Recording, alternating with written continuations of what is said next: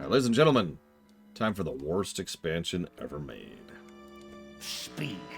What now? I'm not going to lie, Silverfur. I don't like the idea of having Worgen amongst our ranks. Who knows how long till Crennan's concoction wears off, and you're trying to chomp one of our heads off. Until that time, however, we can make ample use of your ferocity. I want you to go out to the battlefield and kill as many of those Forsaken as you can, in as brutal a way as you can. We're going to put the fear of the Worgen in them, Silverfur. Speak. What now? The Forsaken catapults are kicking the snot out of us. And if we do take care of them, they've got 2 ships with a row of cannons at the ready. I plan to kill 2 birds with 1 stone. You're the stone. Take out the machinists manning the catapults. After this, use the catapults to launch yourself aboard the ships. If your aim isn't terrible, you should be able to land safely. Once aboard, go below deck and take care of the ship's captain. Good luck. What's your story? The military will not allow me outside the cellar, but my children are still on my farm. Please, you have to go find them. I can have no regard for innocent life. My children are in danger. Their names are Cynthia, Ashley, and James.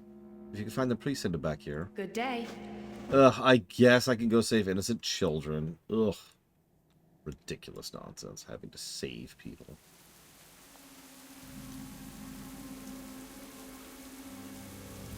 James! James! Your mother's in the basement. Get to her, now! Don't hurt me. I was just looking for my sisters. I think Ashley's in the house. In-lore Worgen as a species are pretty strong, actually. It's not really represented in gameplay for obvious reasons. Balance. But yeah, no, Worgen would be up there with, I'd say, Tauren, honestly. Although in a different way. Worgen are strong, but honestly, orcs are probably stronger than Worgen. But Worgen are much more agile. And the others inside the basement next door. Hurry! Are you one of the good Worgen? Did you see Cynthia outside in the shed?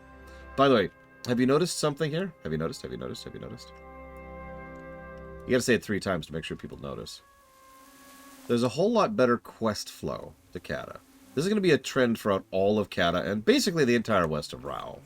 You know how I would have to occasionally do quests a little bit weird or out of order to try and enforce an order upon them? That's because how they used to be. Nowadays, there's a flow to them. So, for example, I go outside. Let's actually walk through this. So I get a quest, and it tells me to go outside this basement. The first thing I see is James. He's right here. Very obvious. He says, oh my gosh, save my sister, she's upstairs. We go upstairs and she says, oh no, don't tell anyone that Cynthia is in the barn over here, which leads us to Cynthia. Boom, boom, boom. We have a term for that. It's called guidance.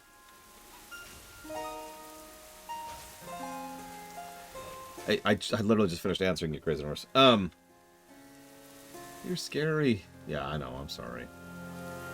I'm sorry. Look, I didn't mean to be scary. I'm just here to kill you all. I'm just kidding. Maybe. Anyways. But the in-lore physical capabilities of the races are not reflected in any way in the gameplay. There is absolutely no noticeable difference between a Tauren warrior and a gnome warrior. Ooh, that was close, actually.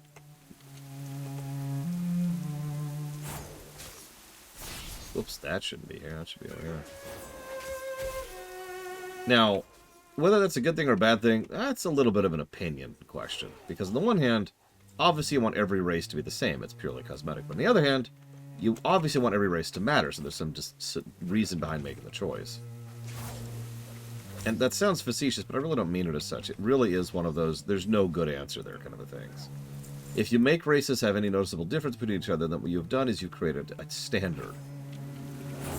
If such and such is the best race for such and such class or spec or even boss, then the only, especially at the high end, people are only going to bring those kind of people for those kind of encounters. It's also going to upset PvP, and it's going to screw over the Mythic Plus thing and the seasonal stuff, and you get it. It's going to screw with all the competitive stuff. Hang on. There's actually a solution to this, but I'll come back to that in just a second. So the opposite problem is if you make every race essentially flattened, then yeah, your race becomes cosmetic, and that's it. Your race is now just a part of your outfit. Now, that's fine, and there's no real problem with that, but that's the FF12 problem, isn't it? Nothing really distinguishes any of the characters in FF12 from each other, unless you're playing the international version. Even then, it doesn't really. Funnily enough, I'm definitely relating to the FFs here because in a lot of Final Fantasy games, this dichotomy exists. In Final Fantasy games, it's between characters rather than between races, but it's the same concept, right? It's the same overall idea. In some cases, Sabin, for example, is just going to be higher tier than Cyan because he is different. Even if you build them the same way, give them the same general gear set, and give them the same general materia, or excuse me, magicite, then you're still going to have a situation where Sabin is just going to be higher tier than Cyan. Same concept, right? Now, I mentioned there's an in-betweeny here. There's a solution to this. Make it matter in every environment that isn't competitive. We actually already have the ability for races and abilities to be, let's call it loaded differently, depending on what you join, right? Let me try to explain that a little bit. If, who was that? That's smart. Okay. If you try to, for example, join a PvP match right now, the moment you join a PvP match, your abilities and talents change, and how your abilities work change the moment you enter that match, because you're in a PvP match. So it's adjusted on the fly to change you. Make sense? So make it so that certain specific things, probably mythics, mythic pluses, PvP, obviously, and maybe that's it. Maybe that's the list. Make it so that those things are standardized, right? There is no difference in race. Racials effectively do not trigger at all. And that would be the easiest way to do that programming-wise. Make it so that the racial abilities don't even activate when you're in those modes. Boom, done. And now there's no meta spec.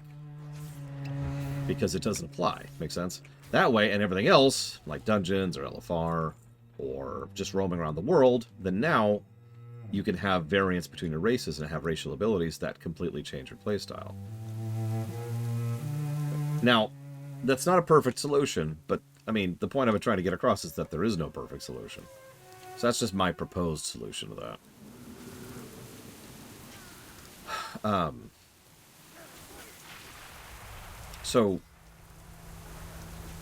Having said that, like, yeah, Worgen should probably just be better at certain types of things. Like, they should probably literally have a faster move speed, just right off the top of my head. Probably higher agility, maybe a higher dodge chance, maybe a higher crit chance, you know. Maybe they have certain racial abilities that enable them to increase their bleed damage, you know, I don't know, something like that, right? There's a lot of things they could do in order to try and make Worgen, as opposed to being functionally identical to everyone else. And yeah, I used my comparison earlier on purpose. There is no real difference between a gnome and a tauren if they're both warriors. What can I do for you? My children are safe. You don't know what a wonderful thing you've done. I don't know how to thank you. You're welcome. That's enough gabbing for... Whoa, there's level 10. Speaking of which, you should go to Dragonflight. Yeah, that's great. Okay, let's get that off the bar. Let's get that off the bar. Let's get that off the bar. We'll go and use that over here. So, yeah, we're going to try out Outlaw first. At the last time I played it, which admittedly it's been since Dragonflight, Outlaw was in the worst position in terms of output, but was by far the most fun of the specs. So let's talk about the specs very, very quickly. There's Assassination. Assassination sorry, I should be using outdated information here, was the best DPS by far, but it's also kind of boring. Assassination was very, very much about energy management and honestly having nice big pauses in between doing stuff. And I just didn't find that fun. Subtlety involves constantly doing things that allow you to do other things. I know that sounds strange for a spec that looks like it'd be all stealth-focused, but actually the way Subtlety works is it kind of is stealth-focused, but not really. So a lot of your stuff in Subtlety does extra stuff or exists at all while in stealth. However, Subtlety also has abilities that make it so that you are counted as being in stealth when you are not. In other words, you can do such and such. That makes the game think you're stealth, which lets you do your stealth abilities, which gives you combo points, which you can use on your bleeds, which resets your cooldown, which lets you do the dot, which then lets you... And so and it chains, right? It chains beautifully into itself. It feels a lot like Monk over in FF14, or late game Dragoon, to use specific examples there. Outlaw! Outlaw is the pirate. I don't know why they didn't just call it pirate. You got a blunderbuss, you got a sword, and you got things in your way. And those things are going to stop being in your way. And that's Outlaw in a nutshell. It's a lot more utility, at least when I played it. And it's got a lot more viscerality and a lot more just general fun to it. It also has more Dragon Quest 6, Dragon Quest 5, Dragon Quest 4. So for now, we're going to go ahead and go Outlaw. We're going to be a pirate. Thank you for the subs. Gotta give her. So, we're not really going to look at these too much at the moment, but we do want to grab... We don't want Gouge. We don't want any of that. We want to give us another bit of grappling hook, which we don't even have yet, I think.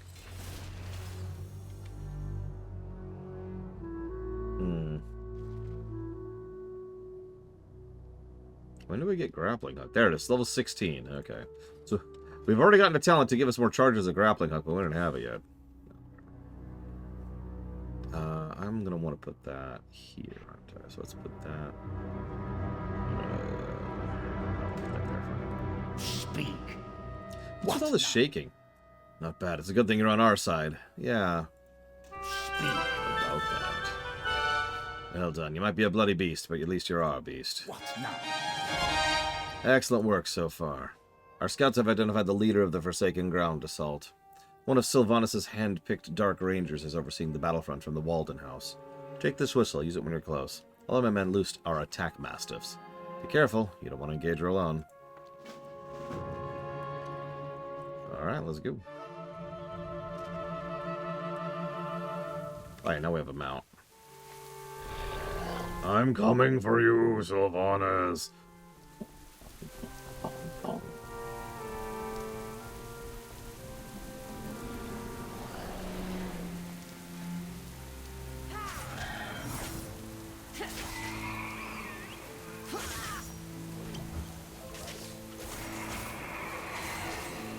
Go, my Mastiff minions. No, not massive, Mastiff. There's a difference.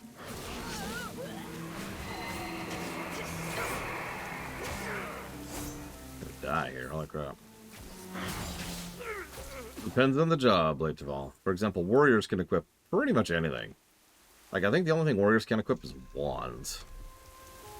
But mages can equip, like, swords, daggers, and staves.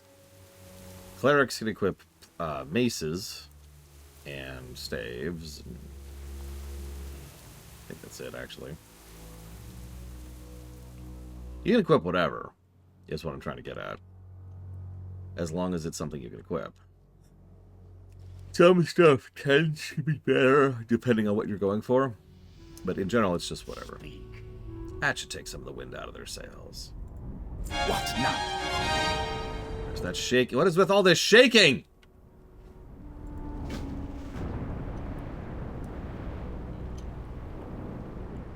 Oh, oh.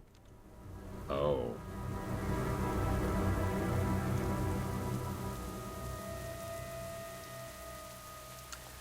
So this is terrain layering.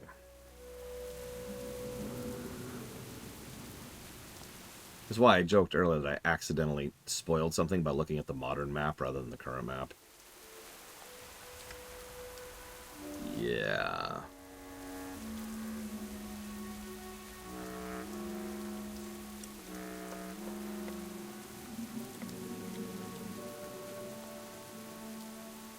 So, some people have asked me, Lore, why are you so stupid? That's a complicated question, but the reason I decided to pick Worgen first, and the reason I almost always do Worgen first, even despite what everything else we do, is because the Worgen starter experience is one of the only quest chains that actually happens during the Cataclysm. In the overwhelming majority of quests, zones, and interactions, we show up after the Cataclysm, right? When we get to the Thousand Needles, it's already flooded. When we get to Tanarus, they already have a new beachfront property. When we get to Darkshore, place has already been smashed, etc., right? We are always showing up after the Cataclysm. The one and only exception is this right here. This is the Cataclysm right now. Like, this actually is the cataclysm currently happening.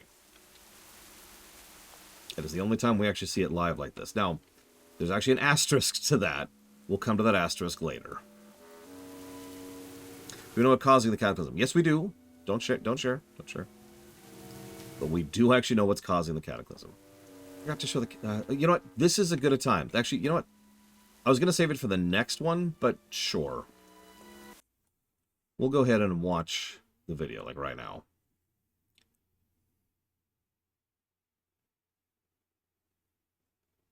Yeah, this part, the Gilneas zone, agreed, crazy numbers. The Gilneas zone actually goes across quite a gap of time. We go from pretty much right after the Northgate Rebellion, which is at the end of Warcraft 3, all the way up until the events of the Cataclysm. So, you asked what's causing the Cataclysm.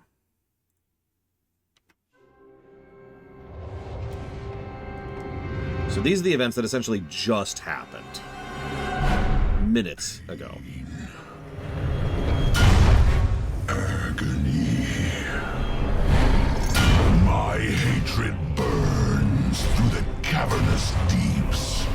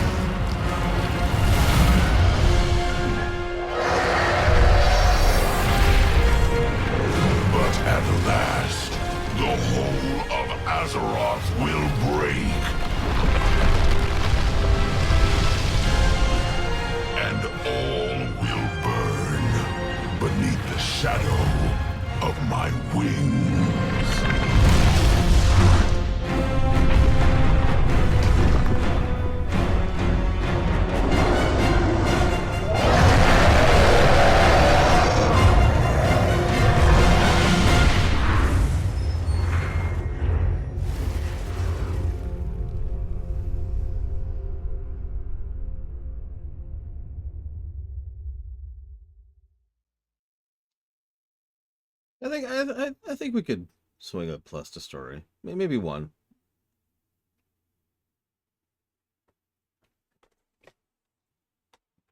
Maybe. Cataclysm. Oh, man. I love that cinematic. There's actually a lot of stuff going on there that if you're just watching it fresh, you probably don't catch. I don't mean that as a negative. I mean it's got that Babylon 5 effect going for it. There's details there that make more sense with the advantage of hindsight. And it's just like, oh, okay. I'll go ahead and give this away now. The reason the whole world is getting so shuddered by Deathwing isn't because he's a giant dragon who has power over Earth. Although, that's probably not helping. No, the real reason, the real actual reason is because of the fact that he is in a place called Deepholm. Now, there are no natural elemental planes in the Warcraft setting. So the 4 elemental planes that exist in Azeroth, they are crafted. By virtue of being crafted, they are a part of the world. They're connected to it. They might be dimensionally connected instead of physically connected, but they're still there, and they still have an impact on it. And, as you might imagine, each of them has a strong impact on that aspect of the world. So, Deathwing was hanging out in Deepholm, the Earth plane. And while he was there, he was causing a hell of a fuss. And that's what was causing so many of the problems. And when he finally erupted from Deepholm into Azeroth, that is actually the specific spark that caused what we now refer to as the Cataclysm. Yeah, hiding is a good word. He was on the verge of death, I think is the word we want to phrase it. Deathwing was not doing hot. We'll talk more about his backstory later. None of that's relevant right now. I just want to say he was down there. That was cool. And, oh, just to make it clear, yes, the Bahamut sweep of ARR was absolutely something that was inspired by Deathwing, openly and unabashedly. No judgment in any direction. It's a good inspiration. Oh, yeah, by the way, I should mention Deathwing calls himself that. His actual name is Neltharion, the Earth Warder.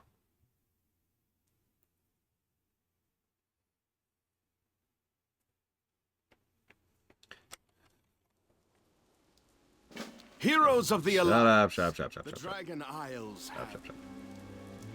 Him.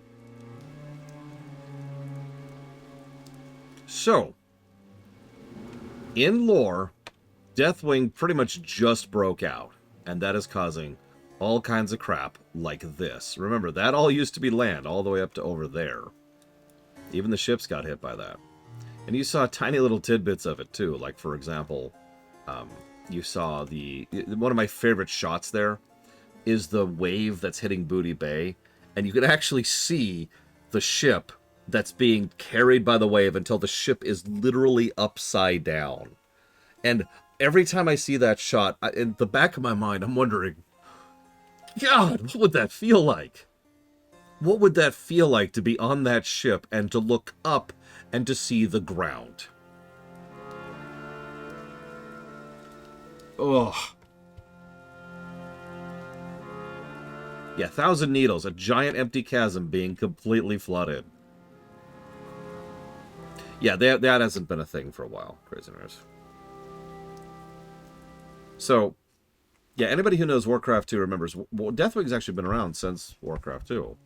And he wasn't a big deal back then. He was just kind of a minor NPC. He was another hero unit. He was the hero unit for the dragon units that were back in Warcraft 2 for the Horde. And yeah, I wouldn't be surprised if Deathwing was inspired either by Smaug or by Bahamut from the Final Fantasies. The WoW devs have several times admitted very openly that they're big Final Fantasy geeks, although this is years ago, but still. I mean, duh, right? Of course, the devs of WoW played Final frickin' Fantasy.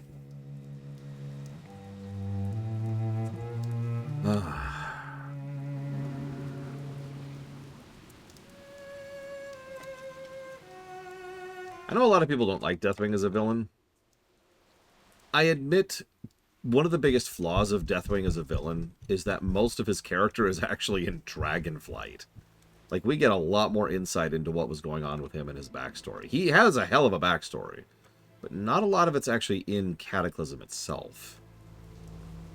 However, I still find him to be an engaging character for one big reason over all others. Presentation. Deathwing has hella presentation. In case you missed that, and I don't blame you at all, Deathwing is a titanically empowered earth elemental dragon who has a horrific amount of additional titanic energy coursing through him, who has been horrifically corrupted by the forces of the old gods. He has also been ravaged and nearly killed, more than once, to such a severe extent that his body is more or less literally falling apart because of a combination of the damage he's taken and the energies he contains within him. If you're watching that cutscene earlier, you noticed that they were trying to literally graft molten hot metal to his frame. That is Elementium. To my knowledge, the hardest substance that we know of in this setting. Elementium is one of those fantastical metals, right? It doesn't have any real life equivalent. And so they were actually putting him together with the hardest metal that we currently have existing here in order to try and contain his body. That armor, that's what's keeping him intact. That's what's keeping him in one piece. Spoilers, we actually see what he looks like when he loses that metal frame. And yeah, he starts falling apart immediately. Like, as in, within seconds. So, that's Deathwing. Got a little bit of the presentation thing going for him.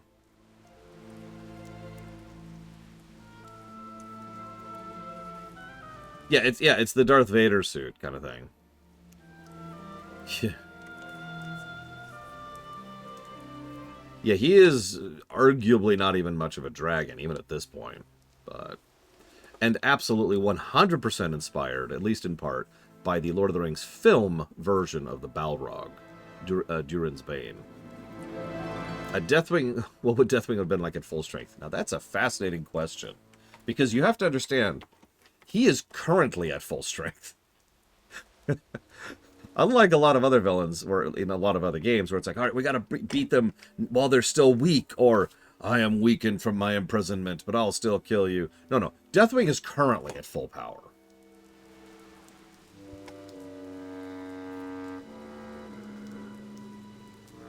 So I suppose that answers your question. Yeah, he is literally so much at full power, he's killing himself. If he was not falling apart, he would be substantially weaker.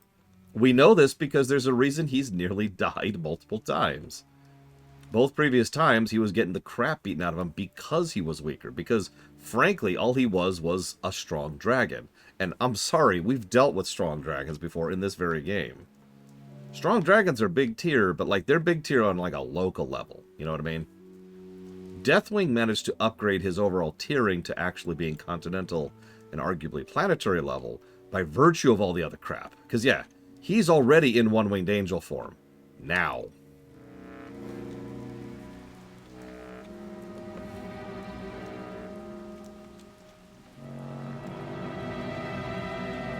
Let's see.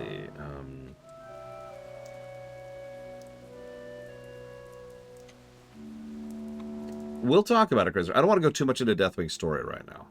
I just wanted to show the cutscene when it happened, because that's a good time. I was actually going to do it right after this, but this is a good time to do it. This is a good time to do it.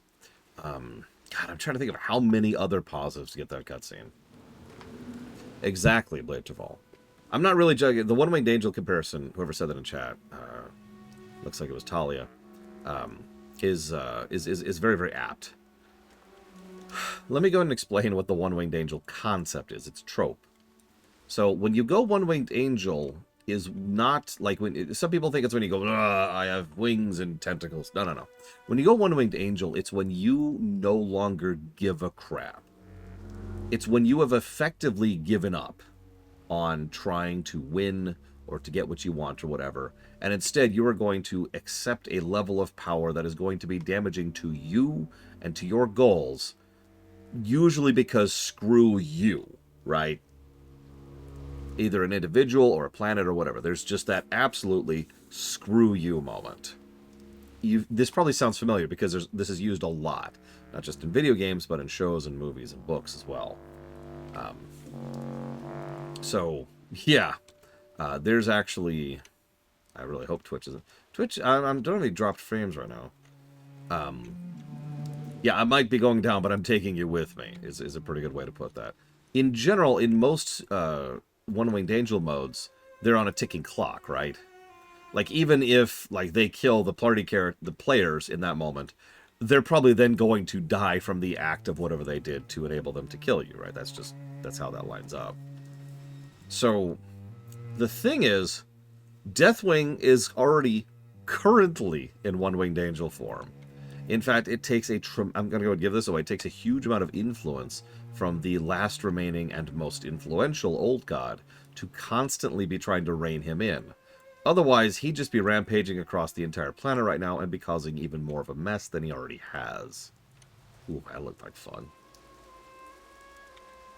It is worth noting that this is also the truest form of a One-Winged Angel. There's no coming back. Now, Therion, by the moment at which he had the Elementium plates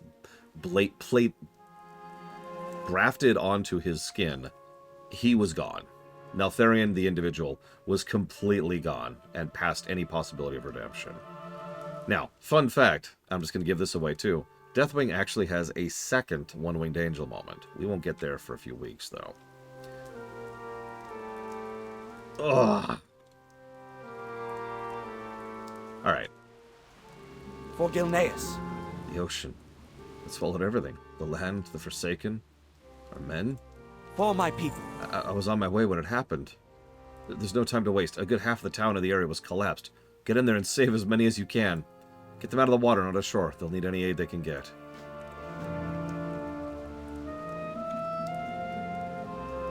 By all accounts, like I said, this particular iteration, this first one-winged angel form, he is on a ticking clock.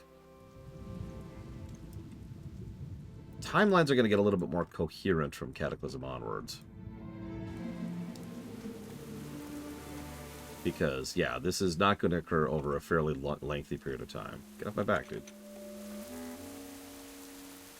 Oh, there we go. He is also extremely insane. Deathwing doesn't really have a functional mind anymore. Insane doesn't even really, honestly, sell it, I don't think. I want you to imagine the worst pain you've ever experienced in your life. Now imagine that is non-stop. It never ceases. You will never stop feeling that pain, and you know that. You also know that the only ones who could have ever saved you from that not only won't, but also are the ones who cursed you to it to begin with. Also, you've had old gods whispering in your ears for a really, really, really long time. That's the mental state of Deathwing. And yeah, if you ever wondered why Stormwind isn't a volcano, which it totally could have been, that's why. It's because he showed up and then he left. There's no actual rhyme or reason to him or what he's doing. If he felt like it, especially with such a surprise attack, he could have just swept the whole world and smashed everything. That's not what they wanted. There's a specific goal in mind. For Gilneas. You did what you could. With any luck, a few others will make their way to shore. For my people. We've escaped death through dumb luck, but luck is running out. The coast is becoming flooded even as we speak, and from the look of it, the landmass isn't quite settled yet. We have to leave. I cannot lose my homeland twice in one lifetime. The Forsaken are like, hold my beer. The Blood Elves are like, hold my ale. And then the other elves are like, hold my... Look, a lot of people have lost their homelands, okay? Let's just go through it. The Draenei are like, hold my... These earthquakes are not an enemy we can defeat. Let's start the evacuation. Quite possible, Crazy Norse. If there is one thing that's really, really true about Deathwing, it's that he is very, very angry all the time. And unlike Fyrak, not to throw too much shade there, Deathwing, it makes perfect sense why he's so angry all the time. And there's a lot of time and work and effort done to establish that why. I got a bad feeling. Liam's right. We gotta get everyone to higher ground. Help me spread the word while I manage the logistics. Good day. Notice the earthquakes haven't stopped. Farewell. It's not going to be easy to get Grandma Wall to come with us. You must do whatever you can to convince her. You'll find her at the Wall Cottage. Don't lose your patience with her. Her mind is old, but she's not entirely lucid. Watch your back. That's enough gabbing for me today. The Hayward fishery can be found to the south. The Hayward brothers have been running it for years. They don't make it to town very often except to trade fish. Send word the evacuation's Keep your underway. chin up, eh? And of course, you remember Lord Darius Crowley's daughter, Lorna. She never quite recovered after losing her father. She's basically led the life of a hermit. Only visitor she allowed in her house has been Krenin, and he won't say a word about the whole thing. Get word to her about evacuation. Long live Greymane.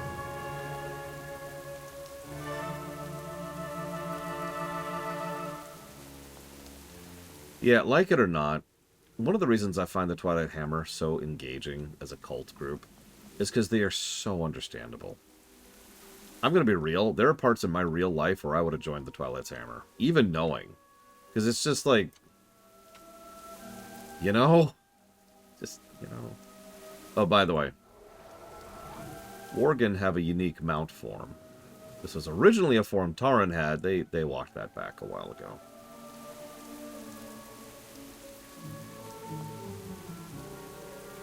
What is it? Stay back. Don't make me... Is it you? By the light, it's you, Silverfur. Make it quick. Listen, we're not going to make it very far without transportation, are we? We just hightail it out of here, the Forsaken will catch us in no time. Rounding up some horses from the stable ground southeast would normally be a breeze, but there's a snag. The last quake spooked Koroth the Etten. Oh, God, we gotta go kill an Etten. Okay. Or we're trying not to kill an Etten. Don't worry, we'll talk about the Twilight later, when they show up. Right now, they're not relevant. Don't worry about them, don't worry about them.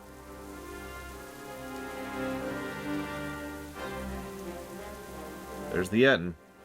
We cannot kill that guy.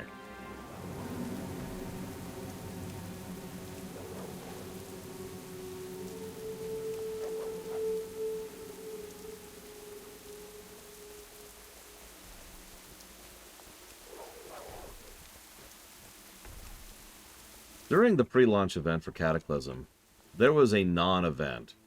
I've always thought that it was a bit of an experiment on behalf of the developers because... How do I put this? So, they gave you a little piece of paper. It contained some lore, and lore's cool and all. Well, lore, the concept. I'm not cool. I'm like the opposite of cool.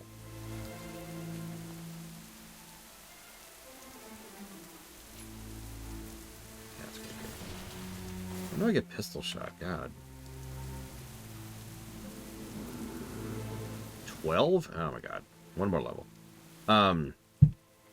So...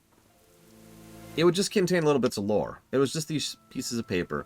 But once they gave you one, you would then not be able to get one for like, I think it was 5 minutes, maybe 10 minutes, something like that. I think there was also an achievement for it. Actually, no, there wasn't an achievement, wasn't it? It was just, here's some pieces of paper. And there were 5 of them. So, you're probably thinking, what does this have to do with anything? Let me say that out, just to really make this clear. Because players, myself included, very quickly figured out that if you died... that debuff went away. So you would see players en masse committing suicide during the Cataclysm launch event because Twilight Hammer cultists were in town handing out leaflets.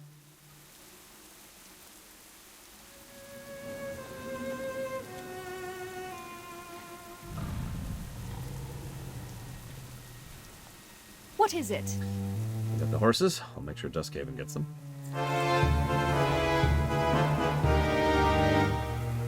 Yeah, it's kind of genius when you think about it, isn't it? I'm telling you, someone somewhere thought about that.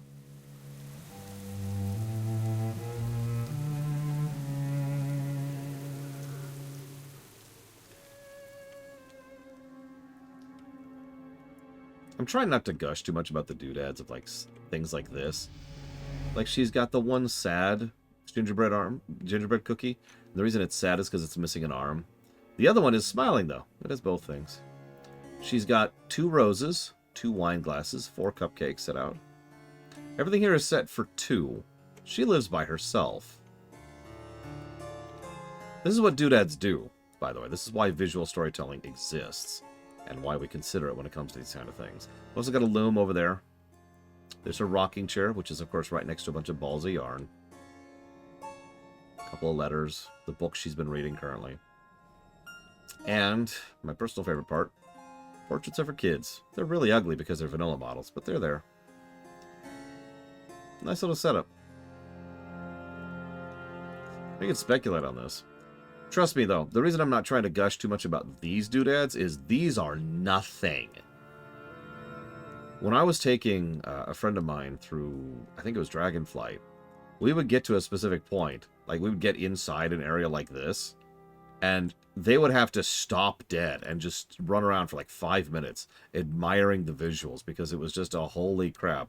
Look at how much thought and effort and work was put into making this room look amazing. Then War Within came out. All I'm going to say about War Within is,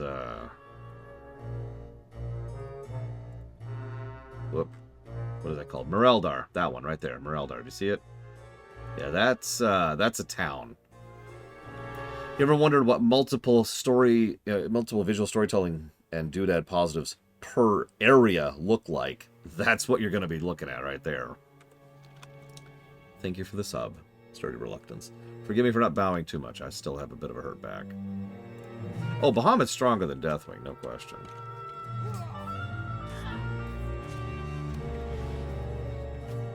Blue Point Campus. Wake. 2D platformer block.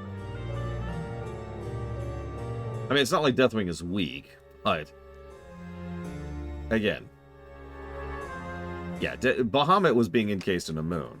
Deathwing is merely the size of, like, well, I don't know, a city block, maybe, something like that.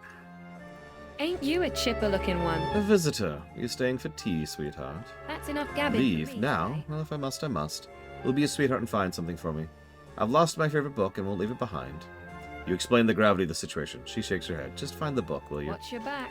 Okay. Sure.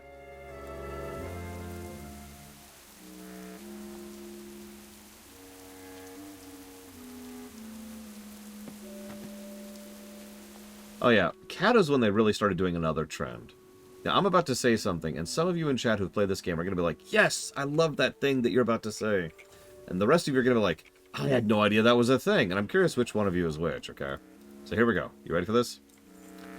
From Kata onwards, they started having flavor text on quest items and gray items.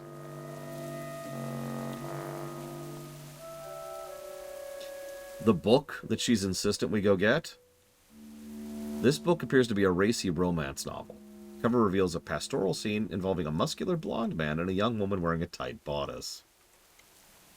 Any friend of Greymane is a How friend goes of it, mine. dear? Will you be staying for tea? Long live Why, Greymane. thank you. Hope you didn't peek. Where are your manners, dear? Good day.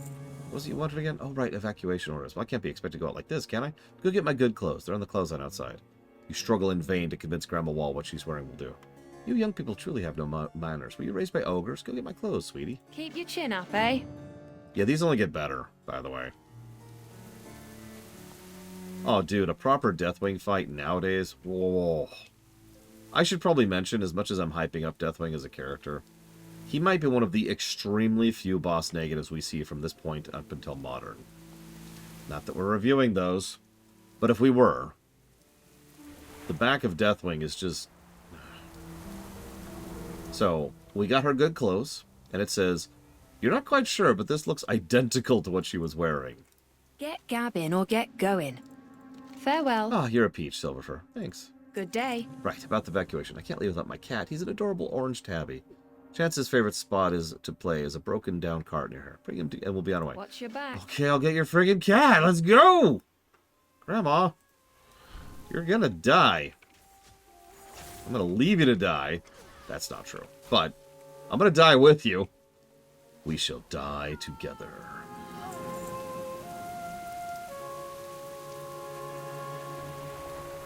What do you mean, Talia?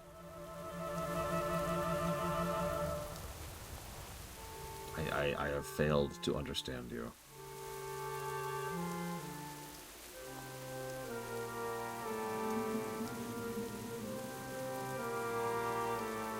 Come here, cat. I'll be taking this cat. Seems to work as the perfect bait. Prepare to die, fool. You do not mess with my kitty. You die, you son of a mongrel. So, the grandmother is a Worgen. And murders his face off for trying to attack her cat. Oh, yeah, no, of course it doesn't show up in your backpack. Like, they got rid of that back in Warlords. So what I do is I just click it like this. Boop. A little shaken, but in good shape, all things considered. See? Like, if you notice, all the chat, all the loot is in chat. It's right there. Look at my chat log. You receive loot, bracket, chance the cat, bracket. However, there's actually another place you can do it if you feel like it. When you turn in, What can I do for you? the item's right there, too. You're such a charming young man. Keep your chin up. There he is. There's Grandma's special boy. Thank you for finding him. I hope it wasn't too much trouble. My, what manner of dirt has found its way under my fingernails? Okay, Granny, can we go? Farewell. Granny. Granny. Granny, okay, I'm out of here. Listen, all I'm saying, Talia, is that I'm worthless. Terrible. And a bad reviewer. Alright, did I already equip that? Yeah, I did. Okay, cool. And yes, of course, Granny was the big bad wolf. I don't mind them, Blade Javol, but I'll have to admit, I'm not exactly a hugely fan of them. I'll be completely honest with you. For the most part, I completely drown them out. Because they're just the "I've been selected" dialogue.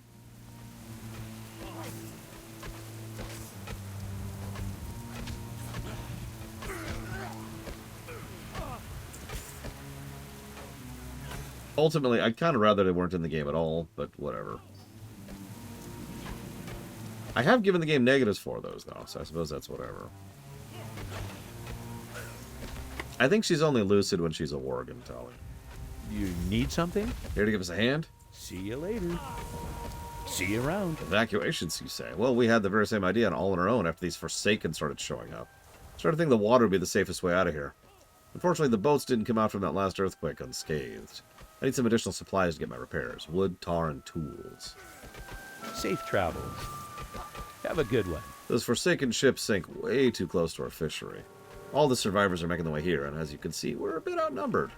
Help us hold them back while I finish making repairs on the boat. Okay. See you around. I can do that. Die. Die, monster. You don't belong in this world.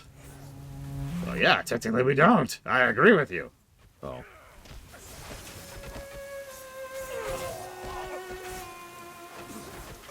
Yeah, like I said, it's definitely an example of artifact design, because it's just there. Oh, here we go. So there's pistol shot. Boop. We just straight up have a gun now. And feint, which we're like never going to use. Now, pistol shot isn't really all that great by itself. It's in fact almost universally worse than Sinister Strike. It is a little bit cheaper on the energy. It also has that proc, which you just saw happen. So we now have the ability to use Pistol Strike at a specific time to even do even more damage. You're starting to see how combat is starting to build together. We also can do that. Start combat from a little bit further away. And now things are starting to die a little bit quicker. Combat's going to come into its own pretty quickly. It's just, it starts off kind of bleh.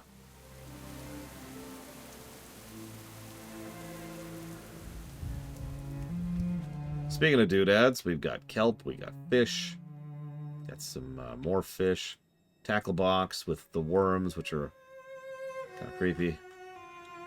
Beer. Gotta have beer if you're going fishing. Fish. Oars.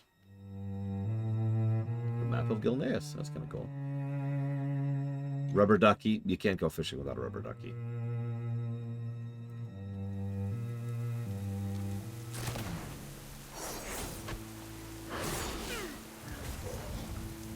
Yeah, you're probably noticing already the time to die, which is an actual mechanic, or rather a statistic in games like these, is starting to shrink. Yeah. You're probably wondering why I'm doing so much damage with pistol shot. Sinister Strike has a chance to hit an additional time and make your next pistol shot cost half and do double damage. Any questions? Good day to you. See you later. Get my supplies? Safe travel. Oh, this is great. I should be able to finish the ship repairs in no time. Have a good one. See you around. Thanks for the help. Ship is ready to sail. Jesus Christ. Now you can tell Miss Armstead that we're not going to be part of the land evacuation. We Haywards have been a men of the sea for generations. If we're to leave by home, we'll do so by sea. Safe travels. You're probably wondering why that big, extensive sound effect just played, by the way. Whoa, there. It's because I just finished the zone. If you look up there in the upper left, you'll see right there, I now have 100% of the items from the zone. Because I have an add-on that tracks how much crap I have from a given area, because I like collecting things. I am extremely unashamed of that fact.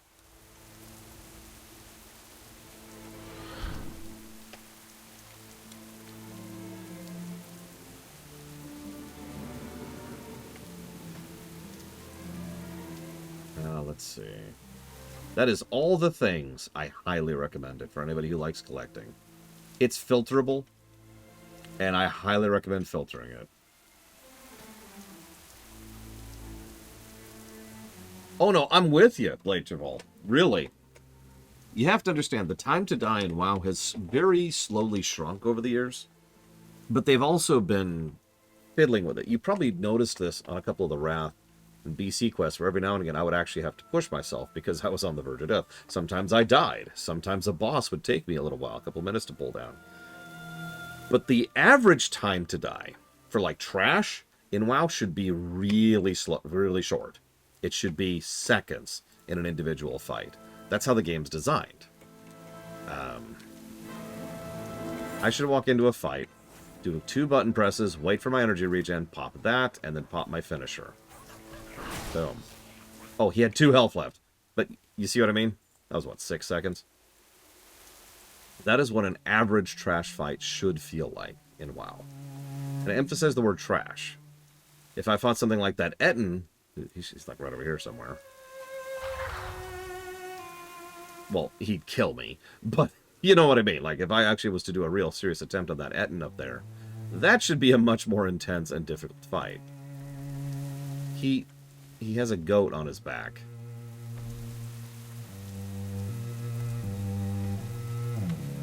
Just gonna ignore that for the moment. You want to do a combat Kultiran. I mean, non-Kultiran. Sorry, non-Kultiran. I mean, I'm gonna lie. I'm not gonna lie. Worgen has been one of my favorite rogue types for a while. This is actually my second Worgen rogue.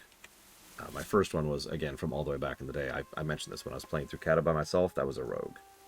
So, can confirm Worgen rogues are cool.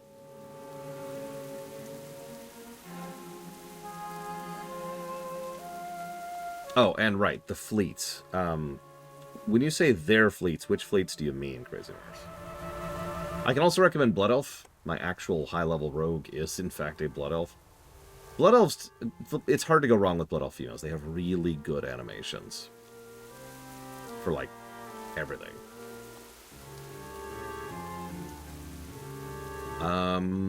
Past that, I could also recommend...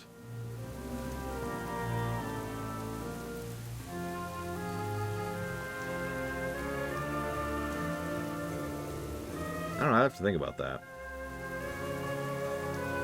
I guess I'll go with nothing. That's the end of my recommendations. Evasion buff or cheat death. I mean, cheat death is really useful, and I'm probably going to use it.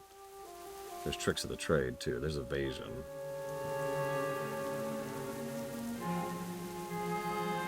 Let's go get cheat death. So let me explain cheat death. Cheat death is life 3. Or re-life, if you prefer the modern terminology. Fatal attacks instead reduce you to 7% of your max health, and for 3 seconds afterwards, you take 85% reduced damage, cannot trigger more than once per 6 minutes. Boop.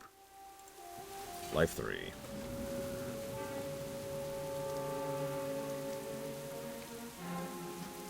Well, okay, I hate to interrupt myself, but I'm just going to make my point really quick here. I know you're like, I don't want to make a Blood Elf.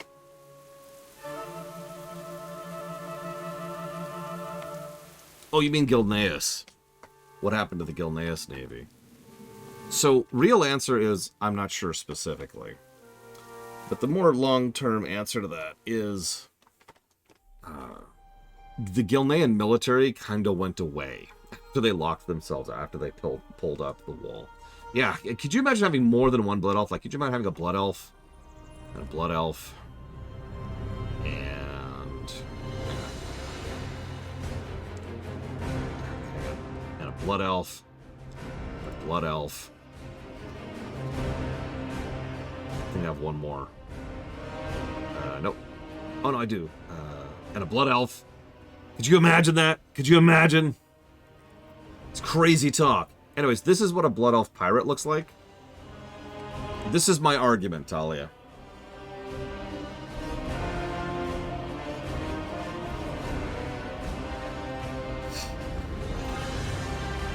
This is all I wanted to show you. Because I happen to know she's in my pirate outfit. And she's combat.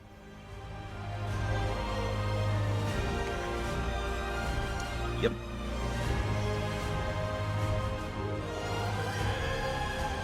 Moving on. I need to poke Kira White Noise too about something. And soon. Okay.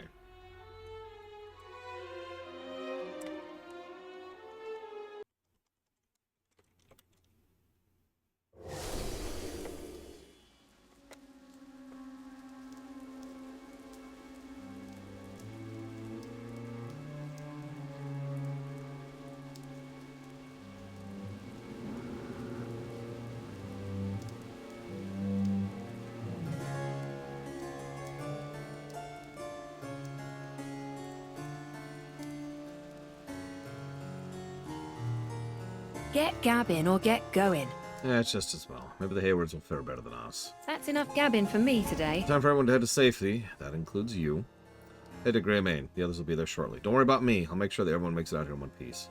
Yes, even the few ferals we have in the pens. Long live Greymane. Bye. You know what I also wouldn't mind? The option to just turn off the dialogue clips. Because, like, for those of you not aware, we actually have several audio options. Like, you could turn off error speech, or you can turn off the reverb, or the distance filtering, or whatever, right? But, like, oh, and also pet battle sounds, emote sounds can be turned off, so specifically. But you can't actually turn off the talk-tos, you know? There's a term, but I can't think of what it is. It's from RTSs. That's why it's here. It's because in an RTS, when you select a unit, the unit says, "Hi, you've selected me," right? So, bunch of villagers up here. Nice place. Greymane, yeah. I guess it pays to be the king. And yes, Gizlek, we're going to be showing off every race at least once. Greetings, champion. Silverfur. Oh, hey, there's Tess Greymane. Huh. I understand you were crucial in my family's survival during the outbreak in Gilneas City. My home calls. Gotta speak to Gen. He's been locked up in his observatory ever since the ordeal started. I'm sure he's working on a plan for his people. He's a very stubborn individual. Thank you for your service. That's one way to put that. Delves... I don't want to oversell this. Delves are one of the best features WoW has ever added.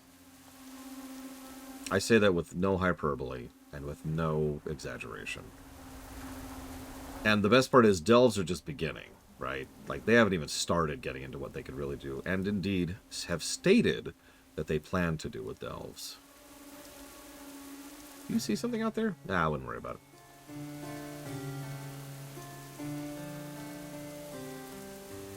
Our curse is also our greatest gift. There you are, Silverfur. I've been expecting you. I got word of your recovery and...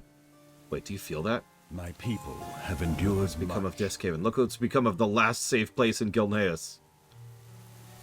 Yeah, so that's where we just were.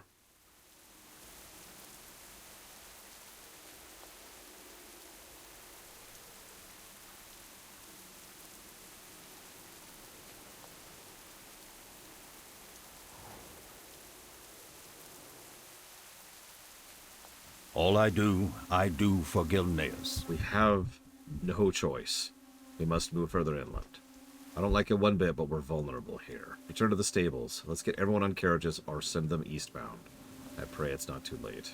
We will have justice for the fallen. No, I mean, Warfronts and Expeditions were both great ideas that they abandoned immediately. So we'll see if they do anything with Delves. That's why I phrased that so specifically. I will say that Delves are very good even now. And I mean that. Yeah, so there's the incoming Horde invasion fleet. Remember, Garrosh really wants his port.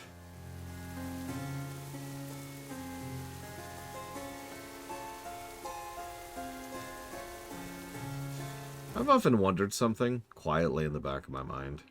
Obviously, some of the head leads of development over in WoW have remained the same for some years. But a lot of the individual developers, that looks ridiculous, change over time, right? That's just the nature of the beast. And, well, there's something called office politics. And office politics is awful. Let me tell you something that happens in office politics more often than it probably should. So Blade Teval has come up with this great new system. It's a new form of staggering database call functions in order to improve efficiency on how quickly we can do specific types of call functions when it comes to medical transactions. Okay, cool. So Blade Teval does that, and then I show up, and you know what? I don't like Blade Teval very much. Or maybe I'm just trying to prove that I'm better than Blade Teval. Maybe I've just got a bone to pick. You know? Whatever it is, right? Either way, I decide to torpedo that database thing. And I say, we're not going to do that anymore.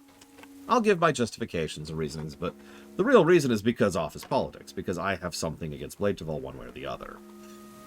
And so now a feature in an office is functionally abandoned. And I've wondered how much of this happens in WoW, because we've seen a lot of features abandoned over the years. Scenarios have gone away. Those were amazing, by the way. Scenarios have gone away. Expeditions have gone away. War fronts have gone away. I'm not even talking about the fact that entire dungeons and raids are abandoned. Yeah. Anyways. What's the final biome, do we know, Ross? Oh, scenarios might actually get some positives, because they're actually properly hard. We did some tech testing on that, so we actually can gauge scenarios. It's going to be great. Probably Gizlek. Honestly, and I'm going to be really blunt, that's one of the reasons you need someone, or someones who actually knows how to manage in charge. Because the real person who is to blame for me screwing over Blade Cheval's idea is our boss, right? The fact that our boss has allowed me to screw with the company and screw with our productivity line in order to try and screw over one of my coworkers, that's on him or her or whatever. So we'll see what they do going forward, because we know they've had some fairly substantial shakeups in management.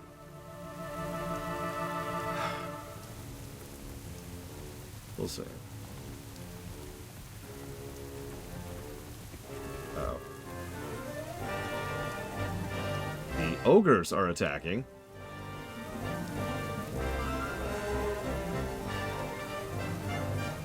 The deep north. Ooh. The frozen wastelands.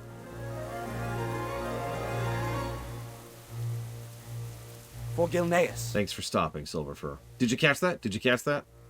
Normally that would look like a bug, right? It wasn't. It wasn't a bug. We actually hopped off because there was a broken down carriage. So our carriage kept going without us, and we jumped off in order to try and help these poor people. Sorry, I hate to gush about things like that, but God, I've been playing BC and Wrath for like 2 weeks. What do you want from me, okay?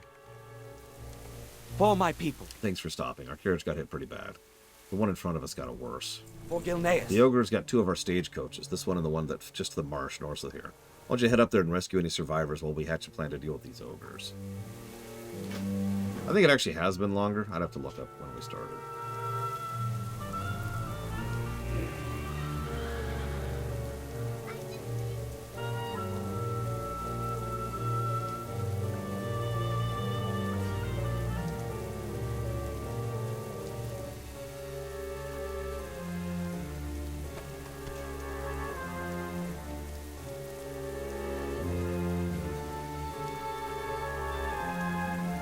Now, there's one thing I know really about this area. It's that my sister hated this.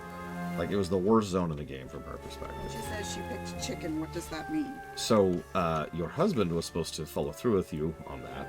Okay, well, Fiona says she picked chicken. She did. That's true. I'm actually really proud of her. What does that mean?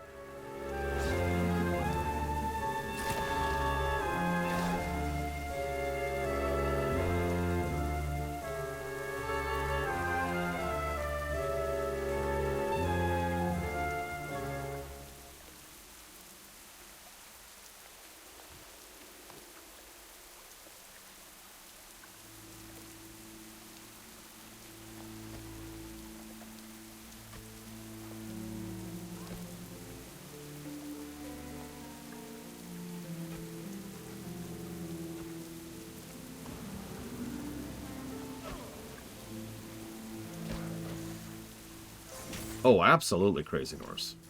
Don't worry, you're going to see a lot of that. The Hellscream War is kind of hysterical in how little it accomplished. In fact, so I don't think they quite did this on purpose, so I'm not sure I could give them credit for this from the perspective of a review, but really think about this for a second, okay? So the Horde and Alliance are kind of licking their wounds for about 5 years after the events of Warcraft 3, right? And then, wow, vanilla happens, and nothing really big or bad happens. So, a whole lot of more wound licking, reestablishing, trying to get resources and build up. Then BC happens. The Horde and Alliance charge into Outland and win. And then Wrath happens, and the Horde and Alliance charge to Northrend and fall apart immediately. Then the Hellscream War happens, and that lasts for about 2.5 years. And that war just grinds to a standstill and involves bleeding out men and material on each other for, again, about 2.5 years of nothing. Then an armistice is called, peace is declared. Warlords happens, which, from our perspective, happens in essentially no time at all, thanks to how time travel works. So, immediately after, like, the armistice and peace, the events of Legion happen, and the Burning Legion invades. And you're probably thinking, oh my god, how could the Horde Alliance deal with that? Oh, that's right. The Horde Alliance had nothing to do with Legion. It was all about the Order Halls, who are picking up the slack. Remember? I'm not sure they lined that up on purpose, but it does actually make sense when you think about it. The only thing that completely throws that out the window is immediately after Legion is BFA. And in BFA, all of a sudden, the Horde Alliance are at the level of being superpowers, fighting a metaphorical World War II against each other, and devastating the entire planet in their conflict. A conflict that lasts like 9 months. Here come the Forsaken. Wait, what? You will come no further, Forsaken scum. By the war banner of our ancient Greymane clan, I expel you from our ancestral lands. Interesting. Uh-huh.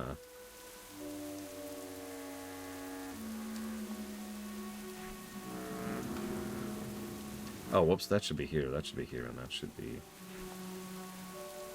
over here. Yeah, exactly, Bragwin. Exactly. You remember how the Burning Legion specifically attacked Westfall? Nah, it's fine. It's fine. BFA makes absolutely no sense. I'm sorry. It really doesn't.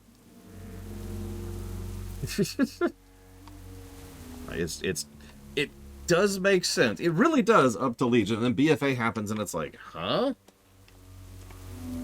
And then Shadowlands has nothing to do with anything, retcons literally every bit of lore in the entire game, and then goes away. And then Dragonflight starts. Dragonflight had a time skip for a frickin' reason, and that's all I'm going to say about that.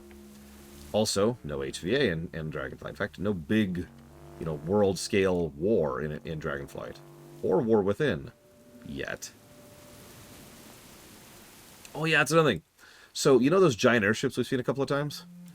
Those used to be a thing. It was actually a plot point that we each had one of those. One of those. Total. There was one for the Horde in Icecrown and one for the Alliance in Icecrown.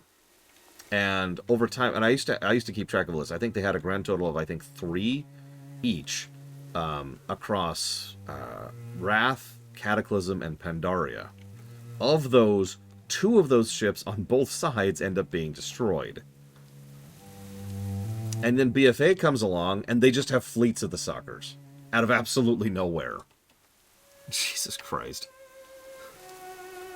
The time skip between Shadowlands and BFA is 5 years. It's a decent chunk of time. I'm actually pretty happy with that. I'm usually not a huge fan of that kind of a time skip, but that was a good move, I think.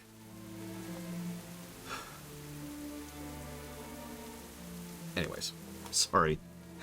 Pausing in the middle of a great expansion to rant about a terrible expansion. I think that's just the stream at this point. That's just what we do. Yeah, we got Dagran out of the time skip. For my people. The Forsaken are right on our heels, and now these ogres are trying to flank us. They're servants of the Etten Koroth, the meanest, most destructive force in all of Gilneas. If we can bait Koroth into charging the Forsaken's forward force, we could cover our retreat. The only way this will work is if we make him furious. Won't be enough to just kill his minions. We need to swipe his most prized possession. A tiger-skinned banner. Oh, Zeiss. So I have been sworn to not talk too much about Shadowlands in advance, because we've already done too much about that, quite frankly. But I was actually thinking about it literally last night. Shadowlands ruins even little things about WoW. Like, even tiny little aspects of world building and lore. Like, I got a comment on YouTube that says, if you think about it, thanks to Shadowlands, there's no such thing as natural-born creatures anymore. Every creature is a construct. All of them. In the entire universe. And I started thinking about it. I was like, that's true! That actually is true. The Shadowlands retconned that the first ones built everything.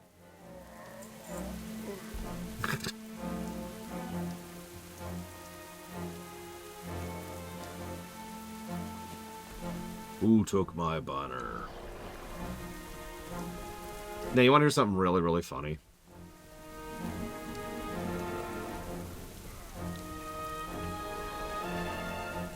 If you, in terms of story, skip straight from Legion to Dragonflight, you only have to, like, retcon and smooth over, like, 3 or 4 things. Just... And we're good. Just like that. And that's not me hating on Shadowlands. That is a fact. The relevance BFA and Shadowlands have post BFA and Shadowlands is minuscule. We've got the trauma Anduin went through, which, frankly... Time, friend. Here come the Forsaken. Frankly, what he went through back in Legion would qualify for the PTSD. Yes, Sylvanas leaving the narrative and N'Zoth leaving the narrative. I think there's actually like 3 or 4 other things, but the point being, those are like the biggies, right? That's it. We're good.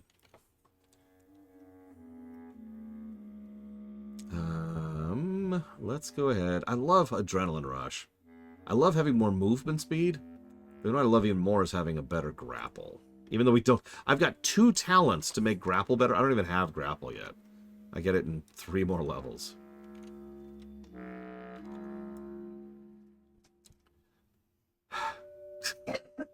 Kira White Noise, your healer, your shaman. Is that Alliance? Do I need to go get on a healer for you? No, it's for later. Do I need to go get on a healer for you for later? Still no, because did you order for me? Yeah. Okay. So what we're gonna do? Okay, thank you. I was just double checking. Do you remember Dead Mines?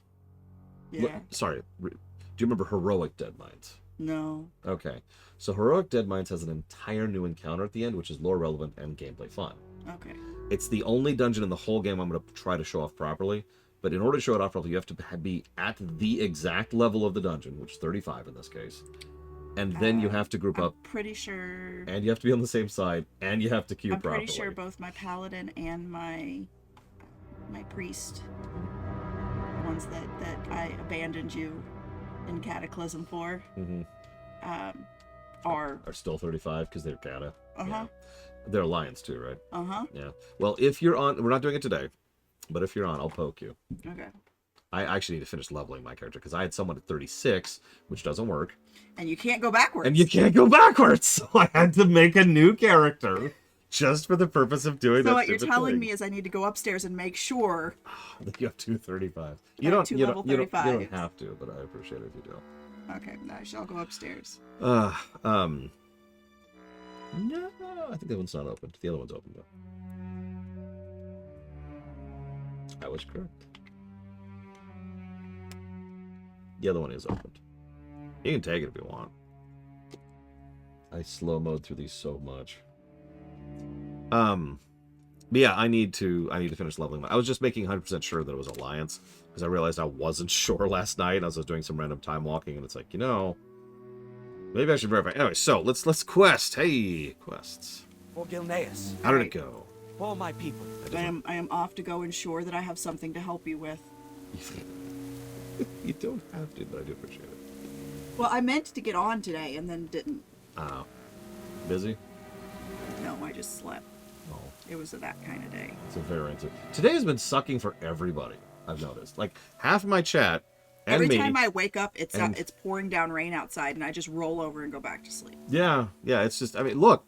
It's even raining in the game. The only reason I'm up... It's always raining in the I know. Starters. I'm just poking fun. That's a huge favor.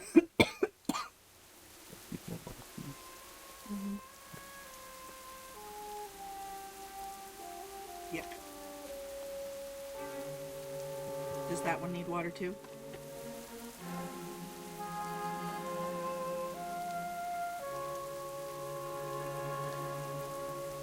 Yes.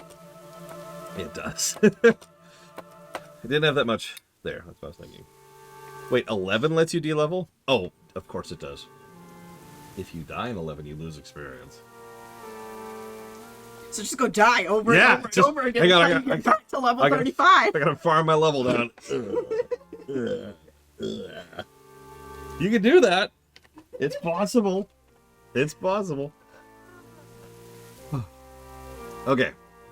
You definitely got the angry. I heard it myself. Let's hope this works. Just in time, friend. 35. Here come the 35. On Alliance. You will come no further, forsaken scum. By the war banner of our ancient Greymane clan, I expel you from our ancestral lands.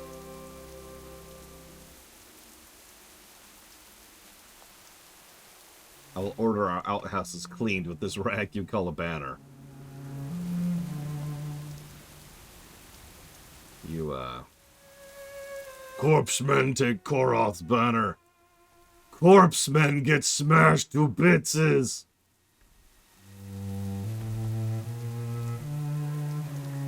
And they're all dead. For Gilneas. Our carriage drivers were told to regroup in the fishing town of Stormglen. Our scouts report there might be shelter and supplies there. Oh, by the way, did you notice the quest structure? Get used to that. This is very Kata. I've actually already told you about this. Well, yeah, it's been a few years at this point, Crazy Horse. I actually told you about this, but to demonstrate... Oh, Huther, you're just in time to disagree with me. To demonstrate what I mean, the quest structure in Kata is very flowy. It's like Primarch giving me a sub, specifically and implicitly for the purposes of interrupting my speech here, so I forget what I was talking about and lose it immediately. So I get these two. That, thank you very, very much, Primarch, for a full year of support. And if you want to put that anniversary sub towards anything, please let me know. Thank you. So, let's actually look at the quests we've been through, shall we? So we went through the Gilneas city. That was obviously the tutorial. Very, very guided.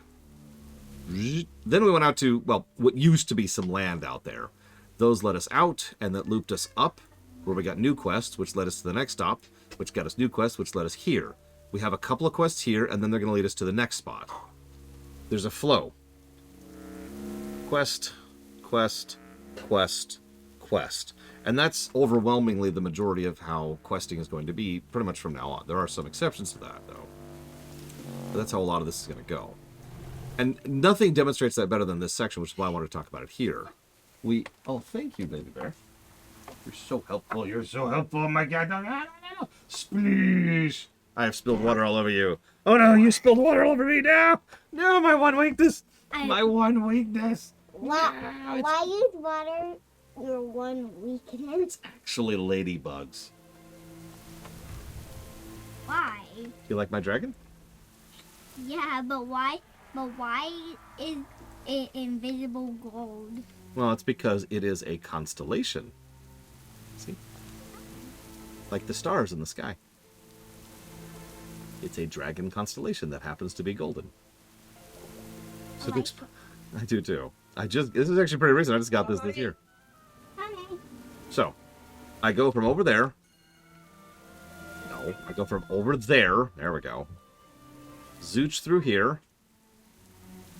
Take this path down. I can't go faster.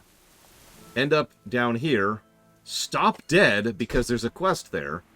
Turn in the quest. Do 1, 2, 3. Do 3 nearby quests. Just boop, boop, boop. And then we now have a quest to keep going to the next hub, right? That's the flow. Now, to be clear, I obviously prefer that and will be rating that much higher than BC and Wrath. But in the interest of honesty and fairness, it is simply a different style than what Vanilla was doing and what honestly other MMOs do, like Lotro, for example. Hell, even FF14 has a completely different side quest approach to this. Kata and onwards, the design of quests was very much a part of the design document on a per-zone basis. Because they really wanted to encourage the players to go through, as Huthor puts it, a roller coaster. A guided tour of a given zone. Probably the actual best example of this is over here in the North Barrens. You start the North Barrens at the Farwatch Post. That leads you up to this little... No, I'm right. This little spot here. Then that leads you down here to the Crossroads. Crossroads leads you here, which also leads you here. And then those lead you up here, which also leads you here. and then you go further up into the Morshan Rampart, and that actually leads up into the next zone, which is Ashenvale. It goes like this. And you notice how you see almost the entire zone just by virtue of going through that path, right? Yeah, exactly, Huthor. Now, in fairness, I do prefer that, personally, because it removes backtracking and it removes dead time, right? And that's the specific reason. That's what I like about that. What I don't like is what we had, and I'll use a specific example, because I give it specific negatives for this. What I don't like is Dune Argol over here. Do you remember that? For those of you who don't remember, let me relate to you what the quest chain was like. Alright, I need you to go kill these dwarves. Kill, kill, kill, kill, kill. Okay, now go kill the exact same dwarves. Kill, kill, kill, kill, kill. Okay, now go kill the exact same dwarves. Kill, kill, kill, kill, kill. Okay, now go kill the boss. Kill.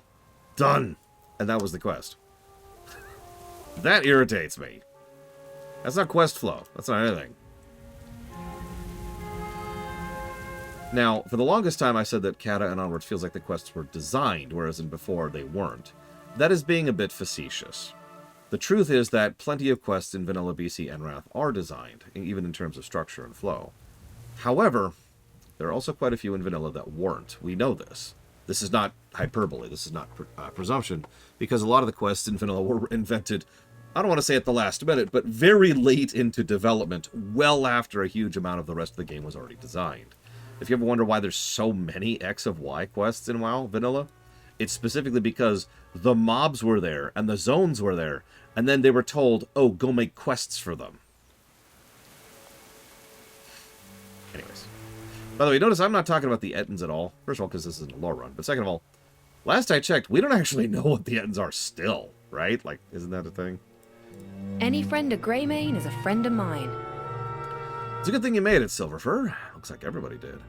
We're not doing too bad for an emergency evacuation. Farewell. And you know, all this time in Stormglen's mostly intact. It's too bad the Forsaken are still working their way inland, but it'll make a fine place to rest our feet for a night or two. The other half of the town's overrun with spiders, so I asked the villagers to stay away from there. Maybe I'd like to lend a hand. I'm certain injured men and women will sleep more soundly if they know someone's keeping the eight-legged beasts at bay. Keep your chin up, eh? I can do that. Make it quick. Found a journal by a man named Bradshaw. Fortunately, it's missing pages, especially towards the end. If we find enough of the pages, I might be able to piece together what happened after the curse broke out. Who knows? Maybe the people in this town found a way out. Maybe there's survivors out there. Maybe my father's still alive. Lady, it's been years. I'm sorry.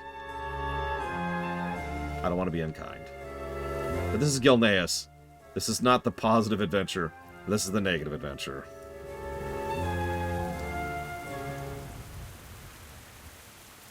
Oh man, of all the tidbits of lore in this game that irritate me on like the stupidest, dumbest level, two-headed ogres are one of the highest.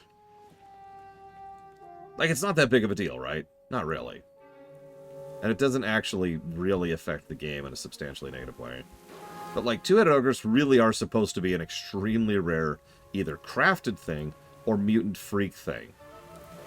And then someone somewhere during WoW Vanilla decided that every ogre caster was going to be a two-headed ogre. All of them. And it was just like, you...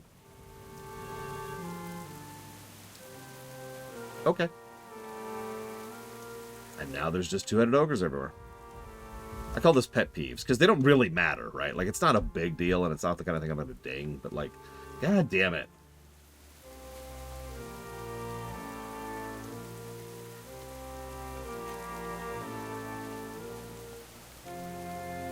I mean, yeah, every ogre mage, 100% of them, in Warcraft 2 was a caster. So there you go, cool. Oh yeah, you actually asked that yesterday, Czar. No, I'm not going to ding Blizzard for the fact... Well, no. I'm not going to ding WoW for the fact that Blizzard decided to do a stupid copyright. That is stupid, and it's still one of the stupid things they've ever pulled, but, you know, at least it's not on the level of trying to copyright the word scrolls. Jesus. I wouldn't mind if it was sunny periodically, Yura. See what this place actually looks like. But then again, this is Britain, and it's entirely possible that they don't even know what the sun is over there. Like, have you ever seen the sun in Britain? Because I haven't. I should be using my abilities correctly. I actually have a buff now, and I'm failing to use it.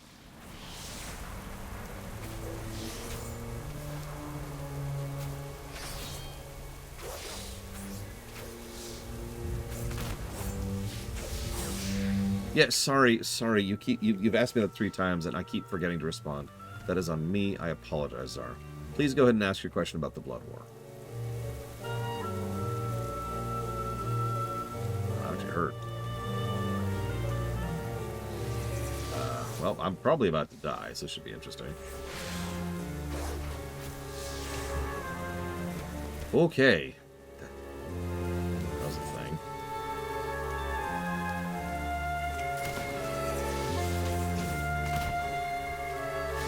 It's so weird having my gunshots only generate 1 combo point.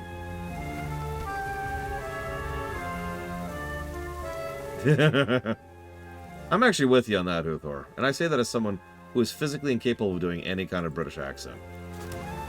Like, the best I could do is soccer hooligan in orc. And that's about it. That's all I got.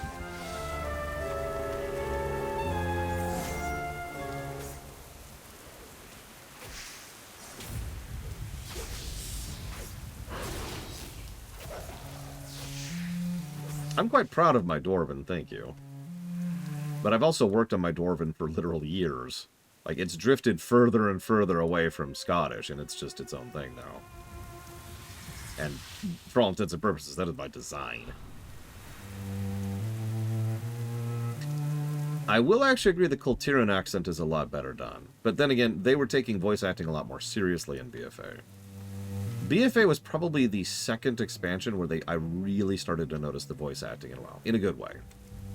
Like, as I've said before, each expansion has been improving the voice acting of the previous expansion, but BFA really pushed that forward. Or, sorry, Legion, actually, really pushed that forward. Then BFA. No, I've got one right here. See? I have many wares. Let's get rid of all this stuff. Farewell, friend of the Grummels. What's your story? Everyone in chat, what the hell's a Grummel? Don't worry about it. We'll get to that in Pandaria, which is actually the next expansion.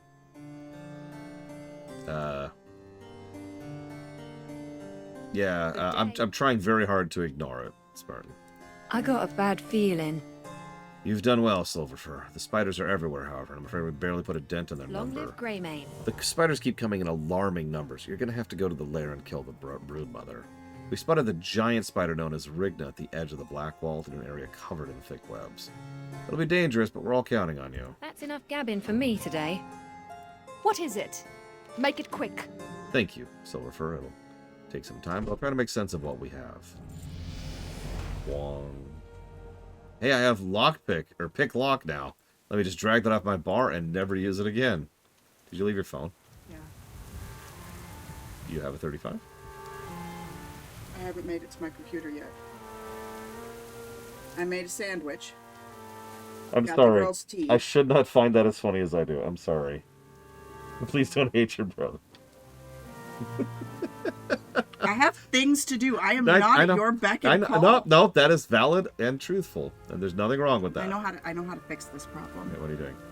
No! She was going to hit Alt F4 if you were wondering. Yes, I'm going to grab that. Have you played Rogue lately? No, I've not ever played Rogue. It's in a weird place, but it's in a good place. Probably the best place it's been in since Legion, I'd say. You hear me saying that a lot. It's because the classes were really good in Legion. The only one who disagrees with that is Uthor, and we all know how Uthor is, so don't worry about that. Nice, nice woods. I don't want to live in these woods. Yeah, I don't want to be in these woods. Can we leave? No. No, we can't. Because your quest is right there. Alright, hang on.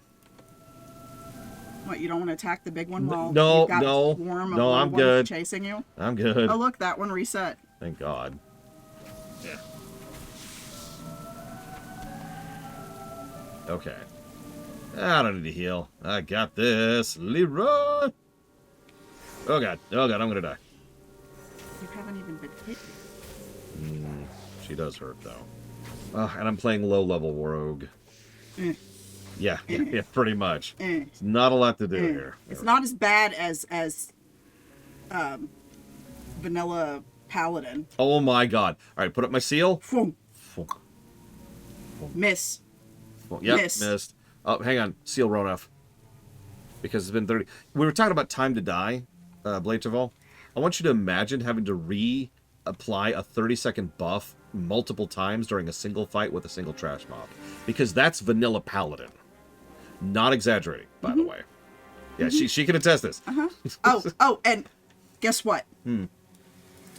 You just got a two-handed sword.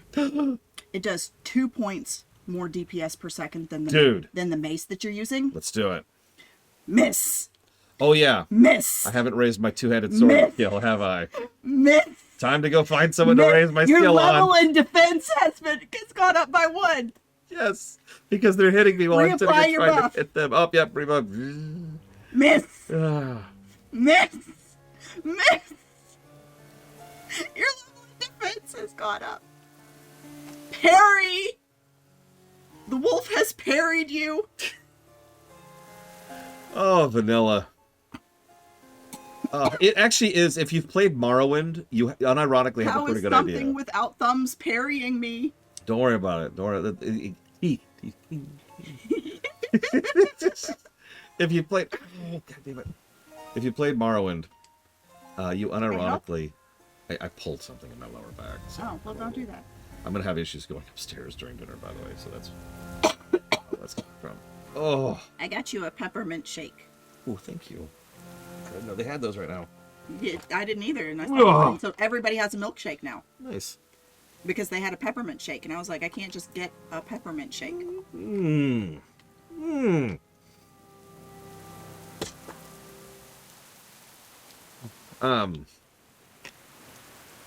Like 4. I'm just gonna do 2. Who is on, like, if you're in this much pain, you need more than 2. I'll do 3. I'm not going above 3 though. 800 milligrams is what they sent me home with, like. I guess it's those are not a smaller than I lot. thought. Yeah. Yeah, alright. That's why I said 4. Yeah, let's look at rate Spartan's Mog. It's a set. It is. Oh, and actually, it's not a complete set. I recognize some of those pieces. No, it is a complete set. I think he just has the helmet off. I think you're right. It's a complete set. Yeah. That is the pre-order bonus one for More Within. No. The pre-order bonus one for More Within was not purple. So when you. Oh wait, no. You got like all of the different colors of it. Mm-hmm. Yeah. What do you think, chat? Apparently, this is the remix version. My bad. So that's why it's purple then. Well, no. There's like 4 colors. There's the original blue, which was Nope. Actually, I think the original blue was the pre-order. Hang on. I can fix it. I can answer this extremely easily. Just have to find the one I actually have. Well, filter by Way collected. too many of these. Filter by collected. There it is. Okay, so... Oh, wow. Okay, so we have gold.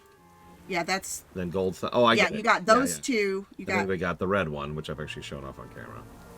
And then there's the purple one, which he's using there. And then there's the yellow one. And then, Which I don't like. It's my least favorite. yeah, I'm not a big fan. Yeah, the one Pax really likes is this one. Yeah, that one's nice. It is pretty cool looking. The helmet, as usual, helmets look terrible on Worgen.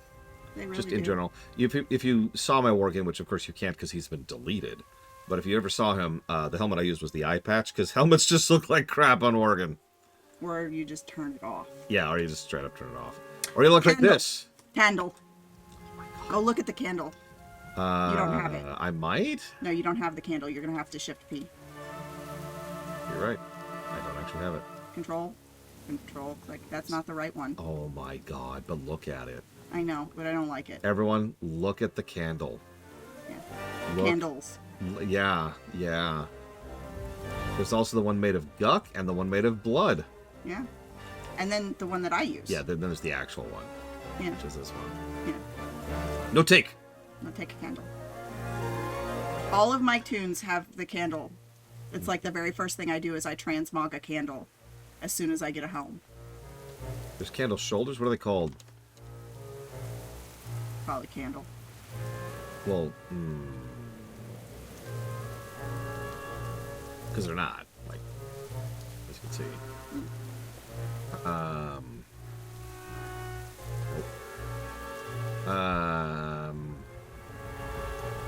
Nope. Oh, hang on. I think they're cloth, though. Well, if they're cloth... Oh, there we go. Hey! I like the flat ones. Yeah. That they just couldn't figure out how to get. Look, it's fine. It's fine, see? Perfect. It's like, here's 3 different flat renderings because we can't figure out how to make these curve correctly. Yep. Yeah, Earthen and Kobold, which is actually such a cool concept in lore for reasons I am not going to go into right now, because that would be spoilers. And now I have the spiky... Anyways, I should probably actually play the game I'm playing right now. Nah. Ham. Ain't you a chipper looking? Great I'm gonna job! go make sure the dog doesn't eat my sandwich. Oh, that's a good idea. We've heard rumors of survivors further in the mountains. Now we'll be able to send scouts there. Hey, my first green. Watch your back. Let's put that on real quick. What is it? Took a while, but I think I've partially put together what happened here. There were survivors of the curse in town. They joined the others in the mountains in Tempest Reach. Everyone left except for the man who kept the journal. That would be Bradshaw. He noticed the organ attacks had stopped all of a sudden and decided to venture into the Blackwald. There's an abandoned mill northeast of town where he lived. See if you can find any clues there. You know, unironically, that's why World of Transmog is getting its own positives. I will say something.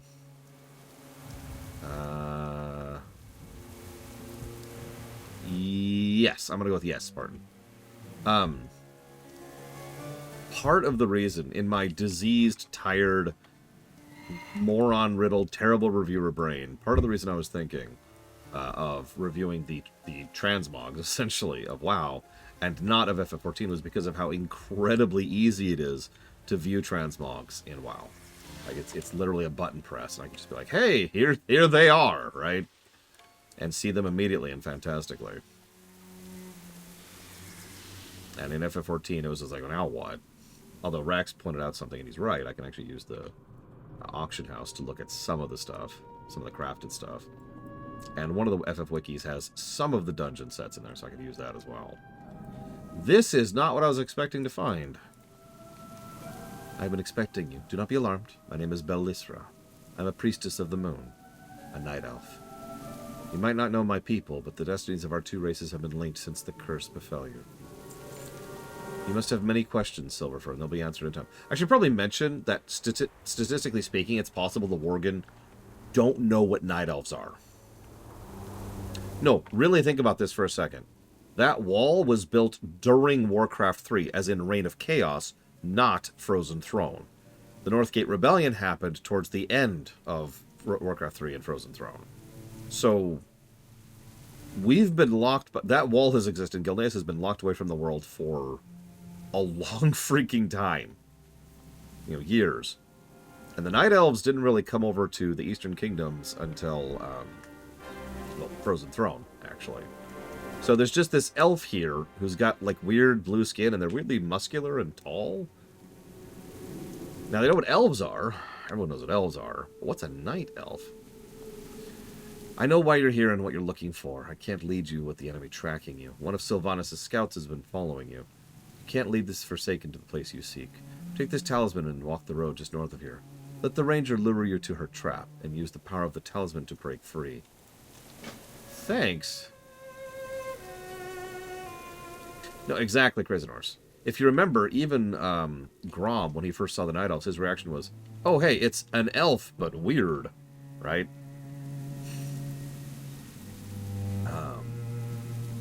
I don't know. I haven't looked into it yet, is the second answer to their question to that.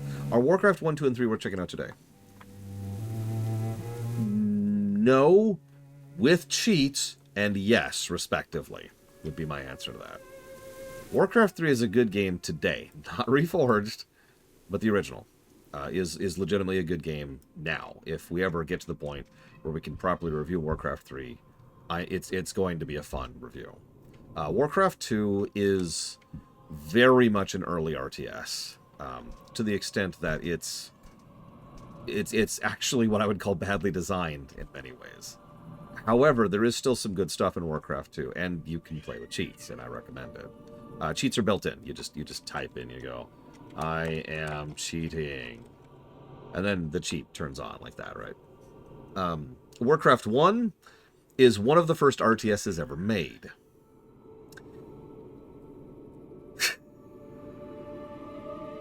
So, everything wrong with that, right? Like, almost every single first game in a franchise, in a genre, tends to not be good, right? Warcraft 1 is one of those historical games. We'll be reviewing it for historical purposes, because I like reviewing games that have such historical significance. But Warcraft 2 sucks. It's gonna be, there's a reason it's in the awful block. Now, do individuals on both sides fight in the Blood War die and then get resurrected to fight in the war again until the end of time? Yes. And because it's an afterlife for evil souls, they stay for eternity? Or do some people receive permanent or final soul death? No. Like, would the Nameless One and Fall from Grace fight in the Blood War eternally, or would they see final death? They would fight eternally. That's the whole point of the Blood War in many perspectives, especially from the perspective of real life, the meta perspective. The Blood War is the eternal war. That's why it's there. That's why it's the Blood War. There's also some in-universe stuff about that. We're not going to go into that. But yeah, that's why the Nameless One spent so much time and effort trying to avoid that fate, was because they knew that's their life now. Forever. That was the whole point, the whole motivation, and why they went so far out of their way to avoid that.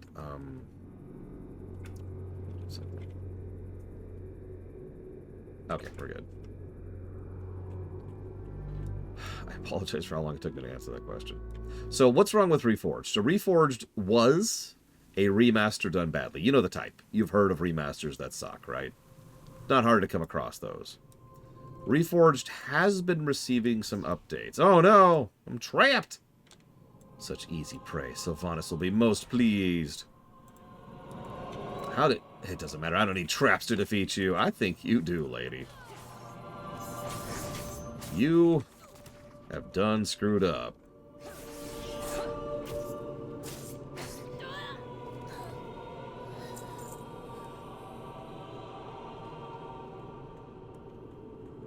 Yeah, no, there's several polities and powers, individuals, that is to say, who actually have a vested interest in the Blood War continuing pretty much forever. It is a convenient valve for a lot of things. It's also a great distraction. Well done. That scout never had a chance. There are others like you, and they too were lost and confused. There's a place where you belong. Alderaan, the Wild Home, was once home to an order of druids who took the shape of wolves. It is there you'll find answers you seek, and you'll find someone who can offer guidance. Okay. I need to poke at the new Reforged. I own it now. For the first time in a while. But you notice I was very careful about my word choice earlier, because I don't... I haven't played it. I haven't poked at it. I haven't had time. So the weapon thing... I never clarified the weapon thing, Blade Talon. I apologize for that. For all intents and purposes, the weapons at this point in time don't really matter. If I am a warrior who's an arms warrior, then I am using a two-handed weapon. Whether I'm using a two-handed mace, a two-handed axe, or a two-handed sword does not matter. There is no distinction between weapon types other than cosmetics. Does that make sense? I understand what you're asking, because at certain points in WoW's history that was not true. And in a bunch of other games I can think where, weapon style varies just because it's a different weapon, regardless of the stats on the weapon in question. Oh yeah, and one last thing, because I've just got like 15 threads in pause here, so forgive me for just kind of going down the list here. But someone also was like... Oh, I can help with this. Someone was also talking about Legion, and in fact I think it was Huthor. I got your back!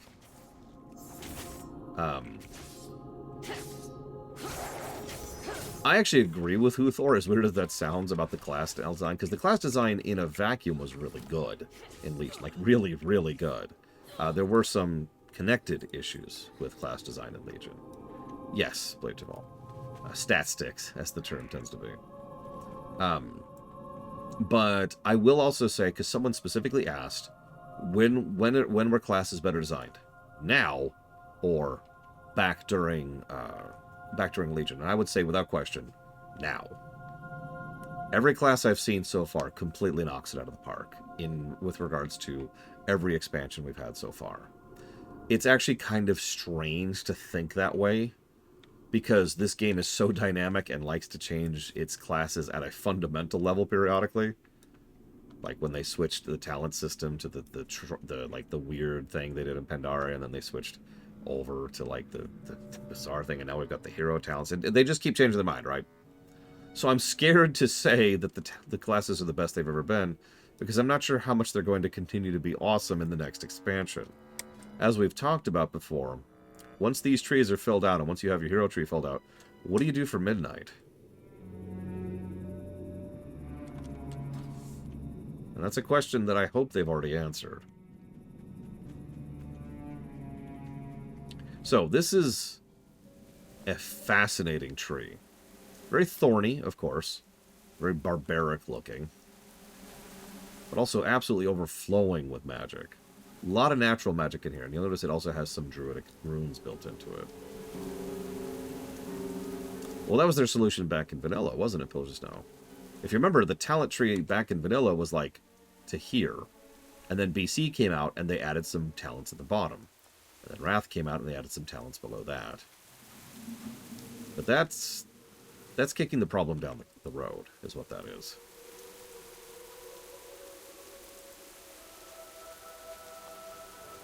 So, here's Darius Crowley.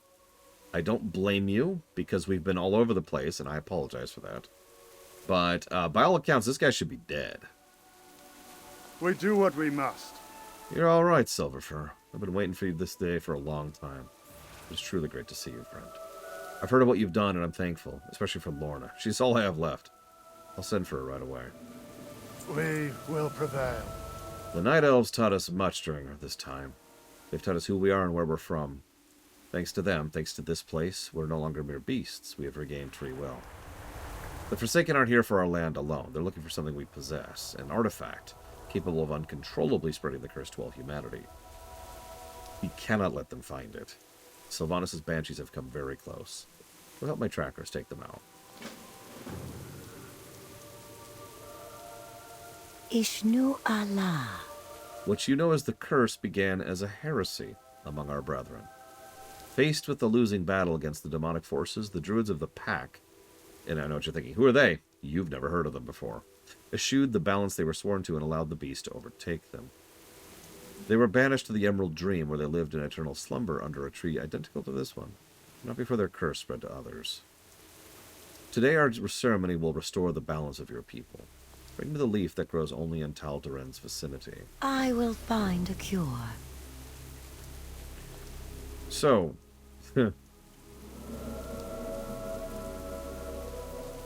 a little bit Crazy Norse, but not really. So, let's talk about this a little bit. Back in Vanilla, Worgen existed. Lore shock.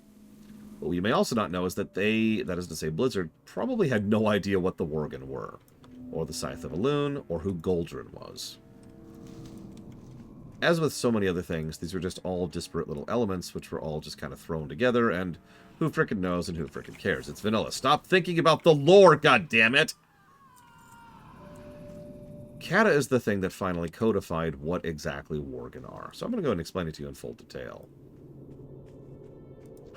Druid forms are made by taking upon yourself a specific druidic, that is to say natural, aspect. So when you take the form of a feral cat, you are actually specifically taking the form of, I can't remember his name, but the Loa of cats, right? Or when you're trying to take the form of a bear, you're actually taking the form of, I can't remember his name either. I can't remember anyone's names, okay? Ursoc, there we go. Stuff like that, right? So, yeah, remember back when the Worgen were aliens from another world? So that's how those forms exist, and that's how that magic works. There's also a Loa of wolves. His name is Goldrin. Now, he's got some connections to Varian, which is how they this is literally how they retconned Varian. But the idea is that Goldrin was so savage and so violent that he effectively could not peacefully interact with other people. He was just so berserkery, right? Feral might actually be the better way to phrase that. So that led to Logosh and a whole bunch of other things. The Druids, all the way back during the War of the Ancients, and the lead up to that during the War of the... the follow-through after that. Sorry, get my timelines screwed up. Of the War of the Satyr, they were like, I've got it! We'll tap into the powers of Goldrin, and we'll use it, and it'll be great. It wasn't great. Everyone who tried to turn into an avatar of Goldrin certainly were very strong, and gained a fairly large amount of power, but pretty much lost their minds in the process. Went fully feral. So all of the original Worgen were actually druids who were infected. Okay. Who were infected is the wrong word. Who were trying to shapeshift into an avatar of Goldrin. Now, for reasons we're not going to go into right now, there was an attempt to control this, and there's the thing with the Scythe of Elune. We're going to skip over most of the Scythe of Elune stuff for right now. All you need to know is that there was another attempt to control this. That didn't work out. The Scythe got it loose, and as a result, the Scythe, which can carry this curse, was then spread, and thus Worgens started spreading. Now, you're probably thinking, hold on. Everything you're talking about is down in Duskwood and over in, like, the calendar. What the hell are the Worgen doing up here in Gilneas? So there's this guy named Aragal. We've actually already killed Aragal, although I did it off camera because I couldn't do it at level because I didn't have a group. Aragal, he's... The simplest way I've ever figured out to explain him is, imagine if someone was promoted to the rank of Archmage, not because they're particularly good at their job, but because they were properly politically connected. That's Aragal. So he was like, oh, nice Pokemon, thank you for sharing. So he was like, I've got it. I've got the option. I've got the answer. It's going to be great. I just found out about these things. They're called Worgen, okay? It's going to be great. I'm going to summon these Worgen here. It's going to be fantastic. We're going to build a wall. And so Aragal decided to go ahead and summon some Worgen and start spreading the Worgen curse and creating his own wolf cult. Aragal was a problem, so he was killed back in vanilla because he kind of went cuckoo for Cocoa Puffs. Probably at least in part because he was actually on the other side of the wall when the wall went up. But either way, that's how the curse got up here. Because remember, the curse does spread. It is a curse, like I've said 1,000 times. Yeah, that's actually a great way to put it. Imagine if Kel'Thuzad was a Nepo baby. That's Aragal. Anyways. Now, Aragal is such a tiny bit player in the grand scheme of things. But his summoning of the Worgen has a sea change on events, because pretty much everything that's happening is a part of the Worgen starter zone, and a huge amount of the events involving Silverpine and Gilneas, which have a significant impact on the Hellscream War, all happened because Aragal was like, man, wolves are cool, right? Now, he was specifically doing this because he thought the Worgen would defend the Gilneas from the Scourge. He was wrong. The simplest way I can lay that one out. That didn't work out for him. What do you need? Elune be with you. These simple leaves grow by Elune's grace. They will help your mind understand the need for balance, and your soul will permanently earn mastery over the beast. Nature will provide. Yeah, I remember that, Huthor, which, honestly, I've always been weirded out by that, because that just makes Gen an even worse person. Like, he's never a good leader, but Jesus Christ, dude. Well,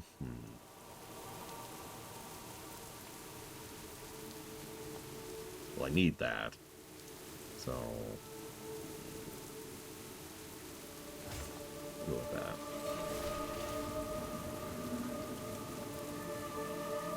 We do what we must. You're as good as I remember.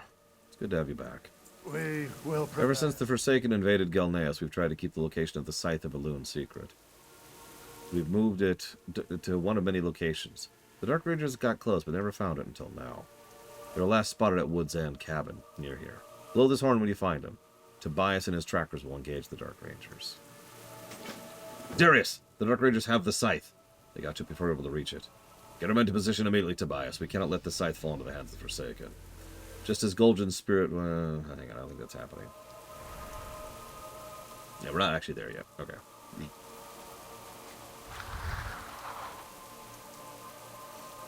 I mean, kinda, yeah, Blade Travel. It's hard to argue that. Alpha isn't in WoW at all. You'll notice I haven't even mentioned him. He is exclusively a comic character. They don't even mention him at all. Or if they do, it's in some little tiny thing I don't even know about. No, it's cool. It's cool. We're gonna summon the Zerg Swarm against Tarsonis. It's gonna be fine.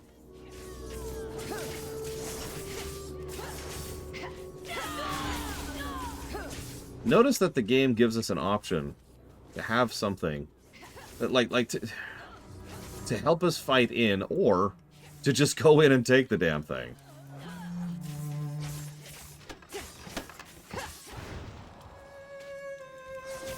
Alright, time to leave. Uh-oh. Where's... okay. Yeah, BFA has committed... more than anything else, there's one sin BFA did that truly pisses me off more than anything else. And it's not going to be what you expect. They screwed over the quest design. I don't even know why. I don't even know if it was on purpose. But they did it. Stuff didn't have 100% drop rate anymore, and stuff didn't 100% share in groups anymore. It was a weird and noticeable dip in BFA. That all of a sudden, grouping was just so much worse. We do what we must. Yeah, his voice actor's terrible. You have the scythe. We will I knew we could count on you. You've done well. We do what we must. It's time. This alchemy that's kept the beast inside you at bay will not last forever. The first cursed Worgen were night elf druids like our new allies. They, however, abandoned the balance that the rest of their kind embrace, and allowed the beast to take over their minds. It is only fitting their brethren be the ones to deliver us from this curse. Go. Drink from the waters of Tal'Daran and make peace with yourself.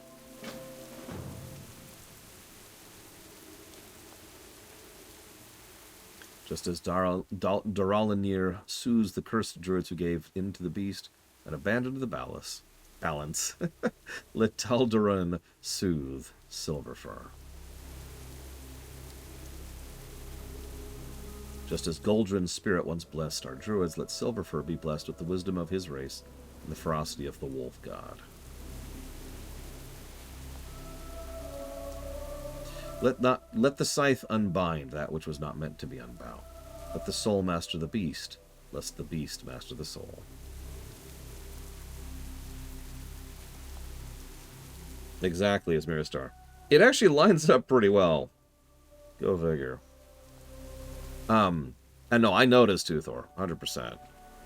Like, again, they were trying to turn a lot of people into villains at various points in their history. And by the end... No, I'm good, thanks, Spartan. By the end of Dragonflight, they really were tying up a lot of threads. And go figure, right? We will prevail. I mean, I could be mistaken, but wasn't the reclaiming of Gilneas a Dragonflight event? Like, wasn't that part of that patch cycle? You are now one of us. One of us. One of us. We do what we must. Father! Lorna!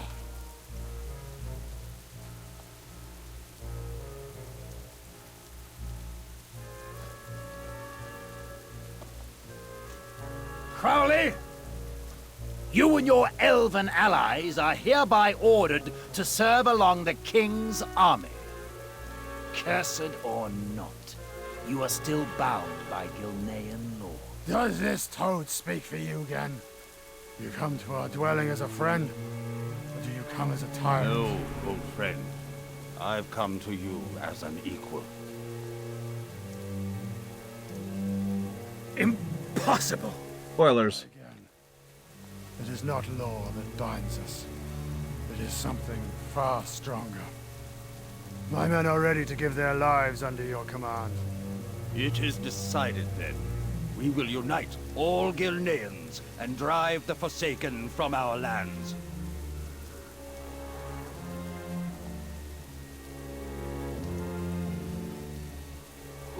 will prevail. It'll be a long time before our nation comes together again. Yeah, until the end of Dragonflight. The old political divisions pale in comparison to what divides us now. If there's ever a time for us to come together and unite against a common enemy, it is now. And you, who have proven to be the bridge to gap, and it is you who are proven to be able to bridge that gap between our people. Return to Stormglen and tell them that it is safe to come through the Blackweald. We will take care of them and any Forsaken that follow them. And yeah, Crowley is honestly a bad voice actor. Ladies and gentlemen, let's give our very, very first story negative.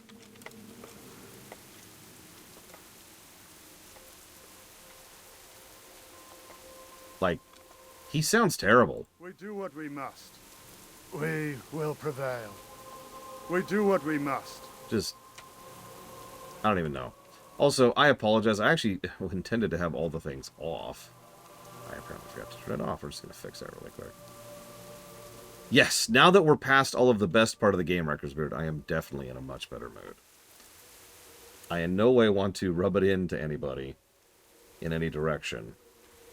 But, I mean, even one of my friends noticed earlier, like, I was talking to him during the lunch break, and they were like, holy crap, you sound like you're in such a better mood than you were during BC and Wrath.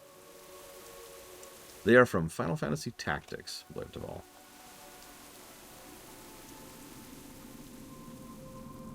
Oh yeah, can I share a story real quick?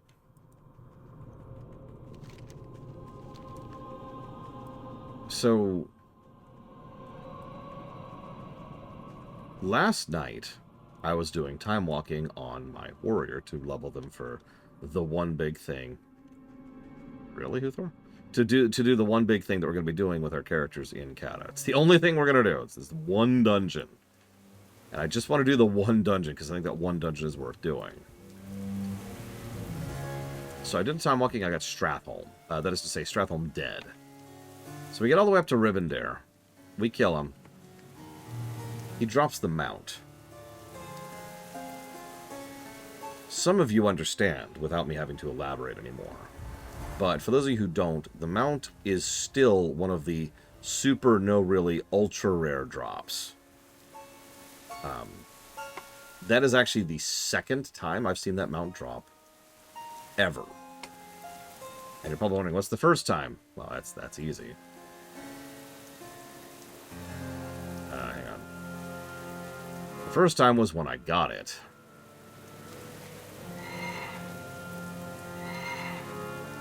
So this mount dropped. Now, here's the really wild part. The moment it dropped, the guy who got it, first thing he said was, alright, everyone roll for it. Now, maybe that's just me. Maybe that's just me. But that was just kind of one of those faith in humanity restored kind of moments. Yeah, he had no obligation to. He could have just taken it. It was his mount. He just got one of the rarest mounts ever. And he could have just been like, yep, I'm out. Peace. But instead, he allowed everyone to roll for it. And I was like, so, yeah, I already got it. I even went outside and proved it. So, I bowed out. One of the other guys said, I don't actually want it. So, that just left the 3. And they rolled. And ironically, the guy who actually got the loot originally, he actually got it. But still, the fact that he offered that, and the fact that he was willing to trade that away, that is just so cool. And I have nothing else to share about that. I just wanted to share that because that, I don't know, that's the kind of people I find in WoW, you know? That's the kind of people I tend to interact with. Shrug. I got a bad feeling. King Greymane gave me a brief rundown of the plan before he set off to the Blackweald. Doesn't make it sound any less crazy. That's enough gabbing. I will do as Darius asked and have our people move through the Blackweald. You ought to catch up with King Greymane. He and Krenin went to the Tempest Reach after Lord Godfrey confirmed the survivors had made it there. Follow the road out of Stormglen. I asked Krenin to wait for you at the bridge. Farewell. Yeah, by the way, I hope you all caught the fact that King Greymane is now a Worgen. There was actually a bit of foreshadowing for this, if you caught it. There's this bit where Greymane actually says, I know what you're going through. Believe me. Now go ahead and give him double the dosage. Remember that? So now Greymane, has already been restored by the alchemy, and now he's getting... And of course, that makes sense, right? Of course the alchemist is going to spare the time and resources for their king. Right? And that's also... that's also why, you know, it's kind of a rare thing that they were going to willing to go so far for us. Speaking of, here's the alchemist. We live another day. They've taken Ken. They've taken our king. Well met. He's been taken prisoner by Lord Godfrey? What? He managed to convince 2 of the Eastern Lords to go with his plan. The fool seems to think we could strike a deal with the Forsaken by turning Greymane over to the What? Listen carefully. We need to resolve this with as little bloodshed as possible. This potion will allow you to sneak in undetected. Okay.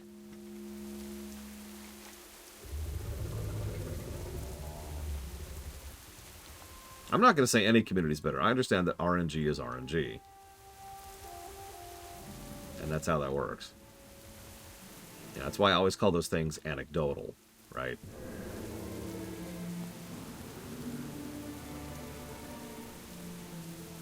You know, honestly, we might have been able to save a lot of mess and problems if we just killed Greymane right here.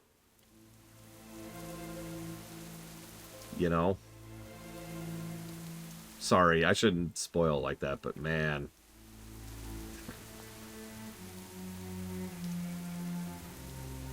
Not that I'm aware of, Spartan. I was actually noticing you were dying early, and I'm curious what issues you're having. I have noticed that I've been absolutely murdering the hell, oh god, out of everything. Might just be combat's in a better place than it used to be.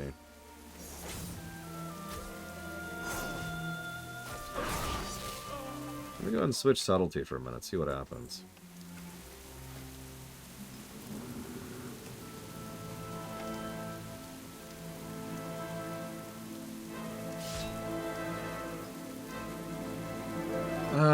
Okay, so we're gonna want... We want Shadow Step to have another charge, we want Cheat Death, we want that, I think that's it. Find Weakness, which, yeah, we're not gonna use. Shadow Blades, that's the dupe ability. We do not have a lot at this point. We're not going to use... So I can already tell you, I think the problem with Subtlety is that we have none of our kit at level 15. Like, Shadow Blades is kind of it. We have an armor-piercing thing, but that's completely useless to us at this level. We have Backstab, but we're soloing stuff, so we can't use Backstab. We'll try that.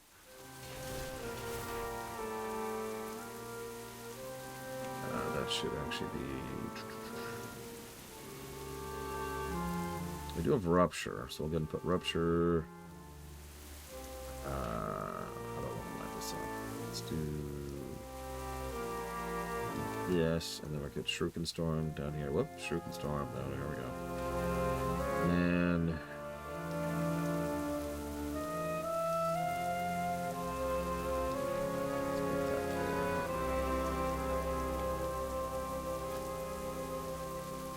yeah, once we get Shadow Dance, which is somewhere. Oh, there it is, 22. That's actually not that far in, but yeah. Shadow Dance is what's really going to make Subtlety pop.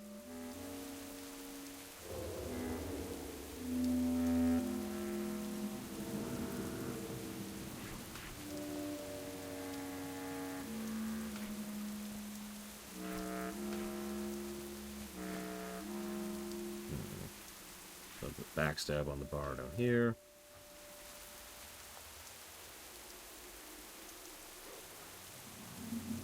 Oh yeah, no, Subtlety is pretty cool.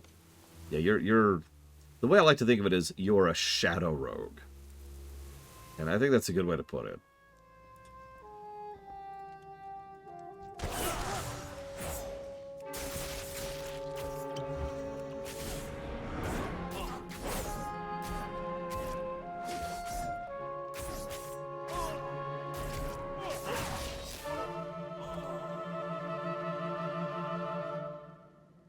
Stealth on my bar somewhere. Let's put it down there.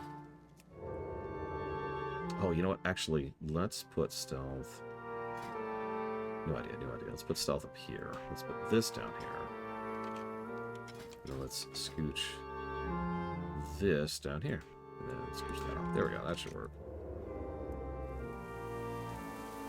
I mean, Outlaw is very proc heavy.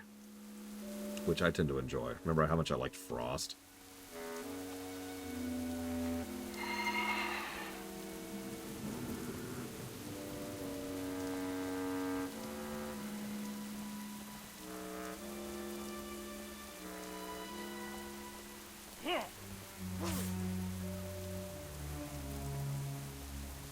I mean, Rogue Tank just sounds awesome, but I'm a little bit biased because I've played with Rogue Tanks in action.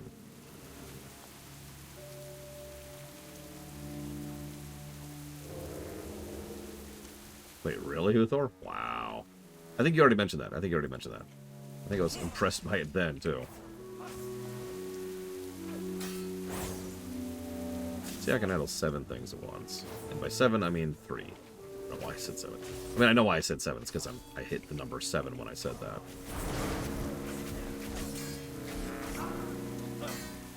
I'm not saying they necessarily need to do this, but one thing I do like about Seasons of Discovery is their willingness to try weird things.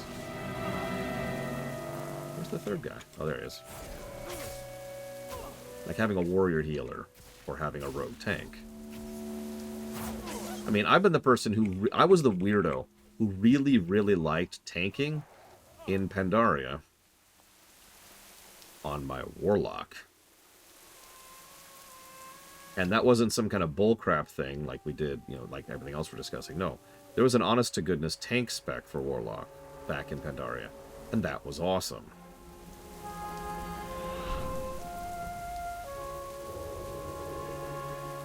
Also, I could be misremembering, but Subtlety, if I'm not mistaken, is also the spec that allows you to actually move faster while stealthed than while not stealthed.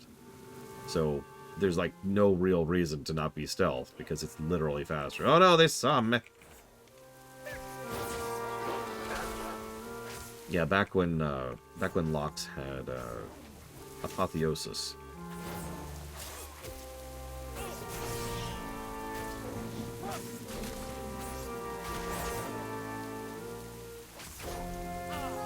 These guys definitely hurt a little bit.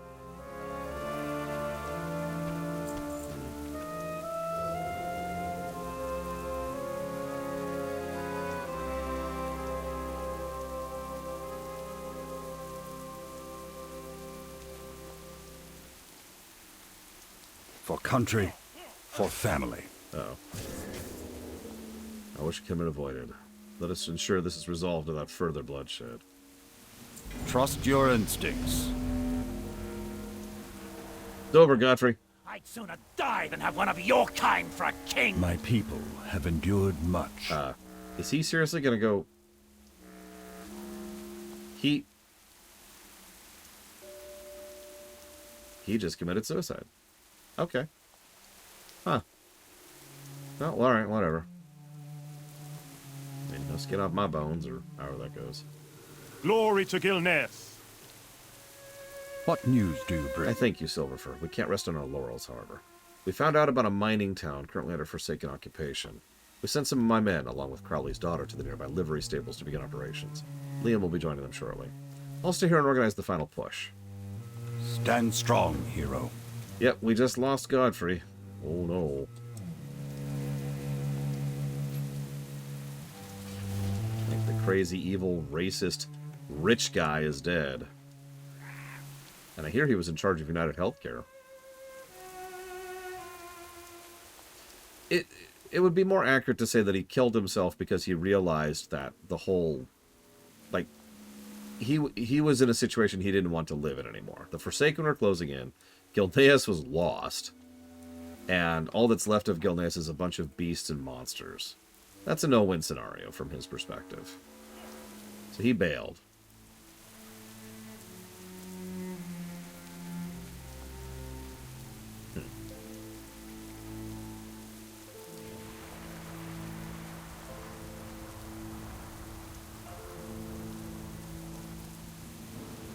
It's weird not being able to fly here.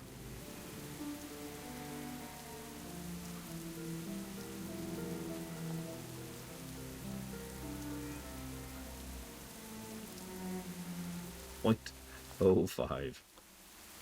So what you're saying is fire's the best spec and only loser morons would play Frost, Uthor.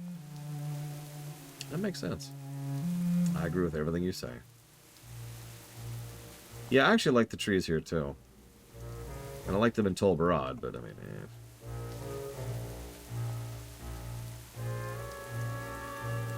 Make it quick. I'm glad you're here.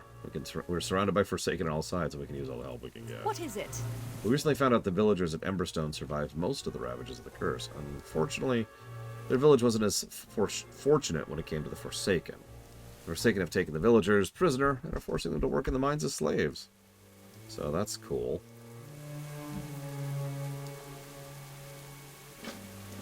We've been walled up for far too I was one of the few that escaped, Silverfur. When the Forsaken took over our town, our mine, they treated us with the utmost cruelty. Those of us who were weak and could not endure hard labor were worked to death by the abomination known as Brothog. My wife was one of them. I swore that one day her death would be avenged. I am too frail now, but you can deliver justice for my wife and for Gilneas. Farewell. Yeah, by the way, the Forsaken are... Let me actually phrase this very specifically. I always got to be specific with my word choices here. The primary Forsaken military that are under Sylvanas are definitely the bad guys right now. They're also part of Hellscream's forces. And I mention that because the Hellscream forces are, pretty much top to bottom, the bad guys. I've been speaking very positively about Kata, but if you've been paying attention, something that I'll also bring up periodically is how they started defining a lot of things in later expansions. As in, not in Kata. So we're going to see a whole lot of inconsistencies in Kata, because, like, I was like, alright, Huthor, I need you to write the Forsaken, okay? Alright, Asmiristar, I need you to write the Forsaken, okay? Okay, Lord Haramont, I want you to write the Forsaken. And none of the three of those people ever talk to each other.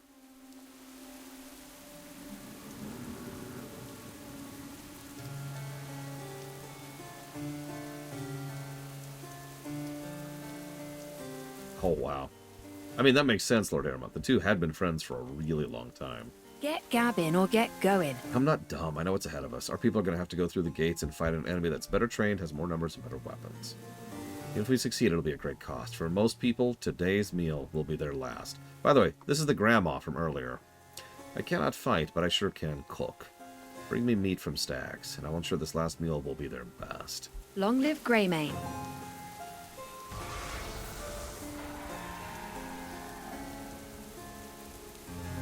This is one of many reasons why I speak so positively about the concept of a mainliner.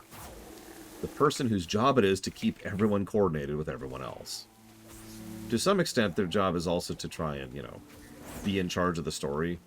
But really, when you get down to it, the mainliner's primary job is management. It's team management, it's just from a storytelling perspective instead of like a production flow-through perspective, right? As a manager, as a mainliner, yeah, they didn't do their job right, Uthor. As a manager, I would be the one who would say, as Miristar's like, angry duding skeletons. I'm like, well, okay, hold on. No. This is the direction we're going in with the Forsaken right now, and here's why. ... And as Miristar was like, oh, but I want to write them as like edgy, evil, like Scourge 2.0. No. Oh, okay. What if I do it anyways? Well, then you're fired. Oh, okay. And then Amir says, so you can't fire me, I quit! And that's the end of his Miristar.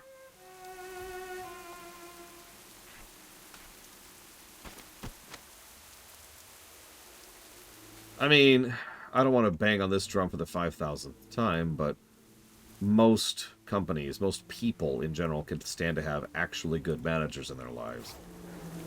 And the fact that they probably don't even know that such a thing even exists says all it needs to. Like, I've actually said the phrase good manager before, and I've had people respond to that by saying, isn't that an oxymoron? It's a contradiction in terms, and it's like, no.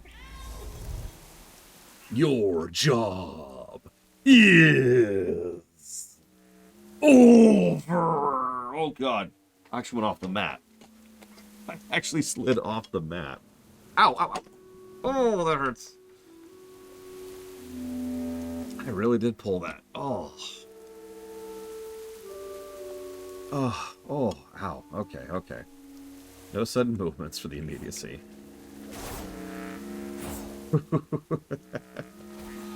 Okay, okay. Yeah, I pulled some of it back. And if you know what that means, then you know what that means. And if you don't, you don't.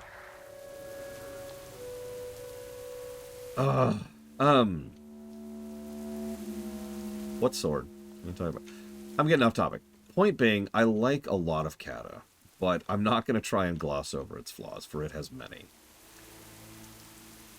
Not that Reichner's even here to hear this, but one of the things I do agree with is I kind of dislike the fact that they turned the entirety of an entire zone into a reference to a movie. Like, you could have done anything with that. Hell, there actually even is a main plot that is relevant for future zones in that zone. Nope. It's all about Rambo.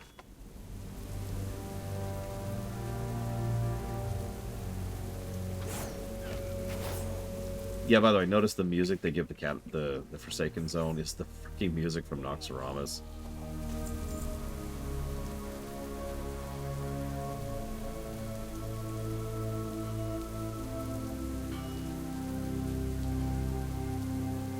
Yeah, I'm referring to Red Ridge.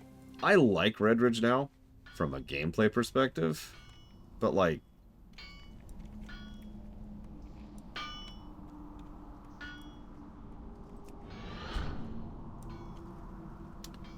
Anyways. I did like the mage-powered boat.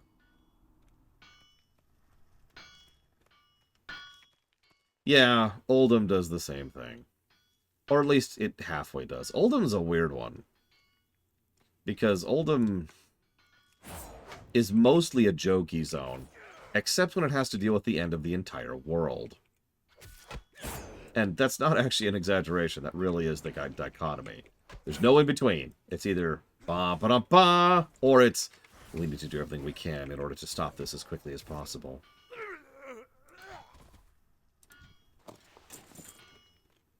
Like, Oldham can have some legitimately good, serious moments, too. It's wild.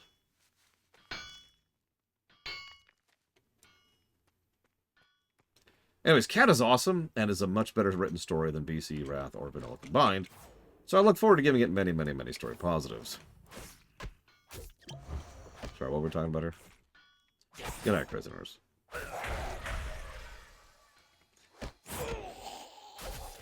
I'm probably one of the only people who liked the idea of Garrosh being the one guy who cusses in Warcraft.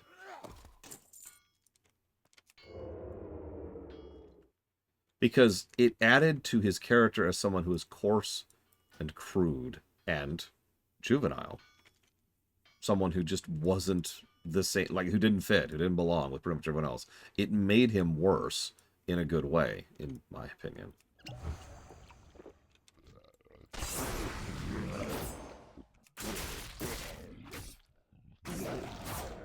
To use a specific example of that, for the three of you who, oh, I know, I didn't say it was consistent either.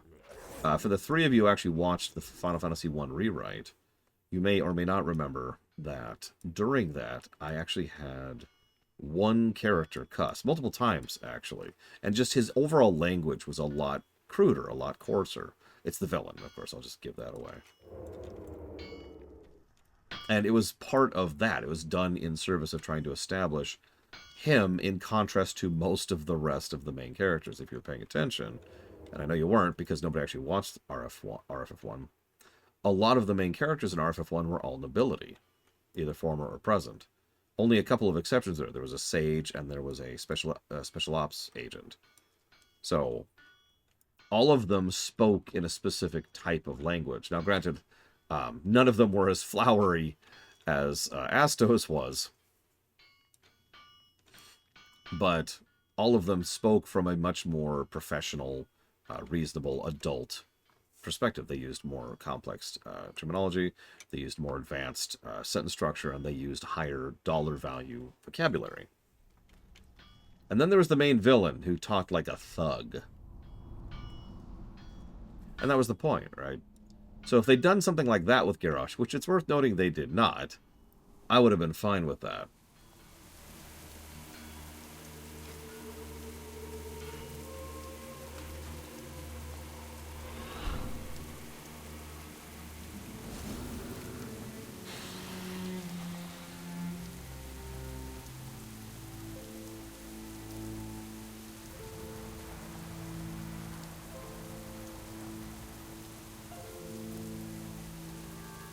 Yeah, I have shadow step now.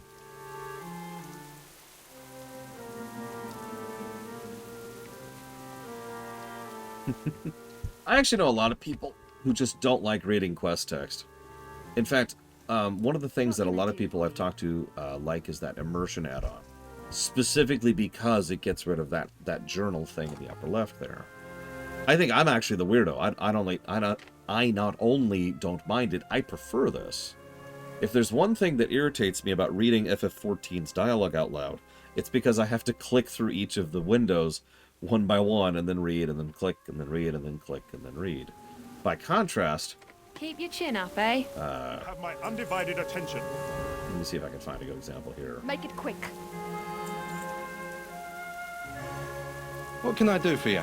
We are bound by a common enemy. What is it? So like let's look at that right now. Let's do a side by side, right? That up there would probably be 2 or 3 different text boxes.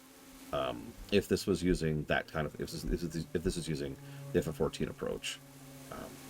And that just doesn't work for me, especially for me personally, but especially when I'm voicing it out loud, because I like to know where the dialogue is going so I can inform my decisions when it comes to voicing it. For example, the people are free, but the town is still occupied by the Forsaken. They're cut off from their main force, so if we're to drive them out, now's our chance. Their leader, Executive Chronal, is known for his unbound ruthlessness.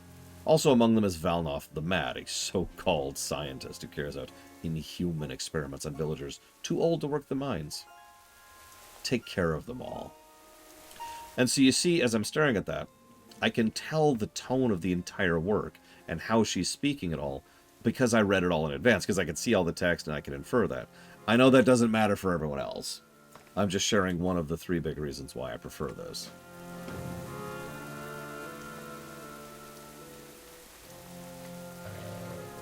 Oh, I got an X.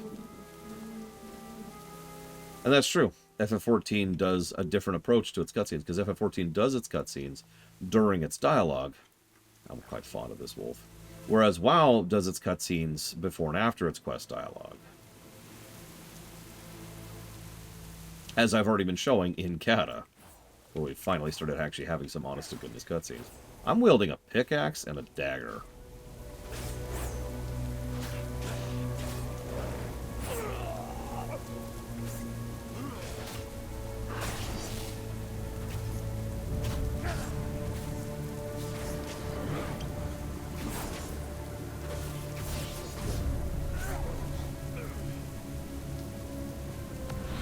So that's what that does, by the way. You can also do that while stealthed.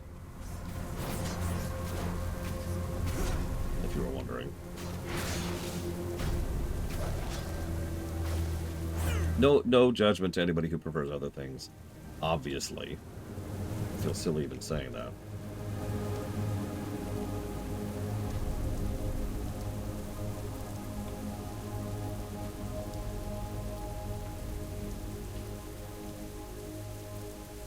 Oh, sorry, Valerian. 5 out of 10. Oof, okay, we're good, we're good. It's gonna be a little rough, actually.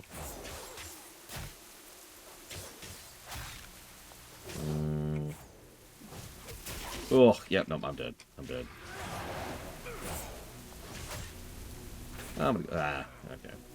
I changed my mind at the last second.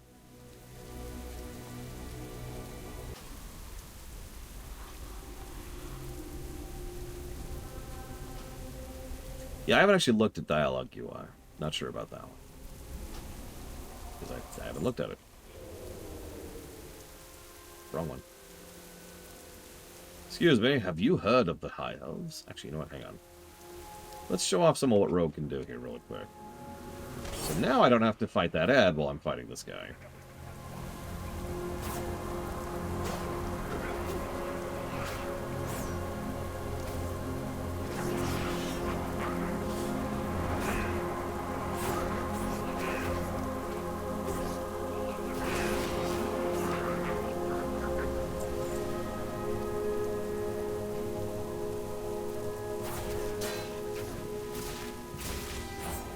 How is Vanilla the best game ever made today, Udor?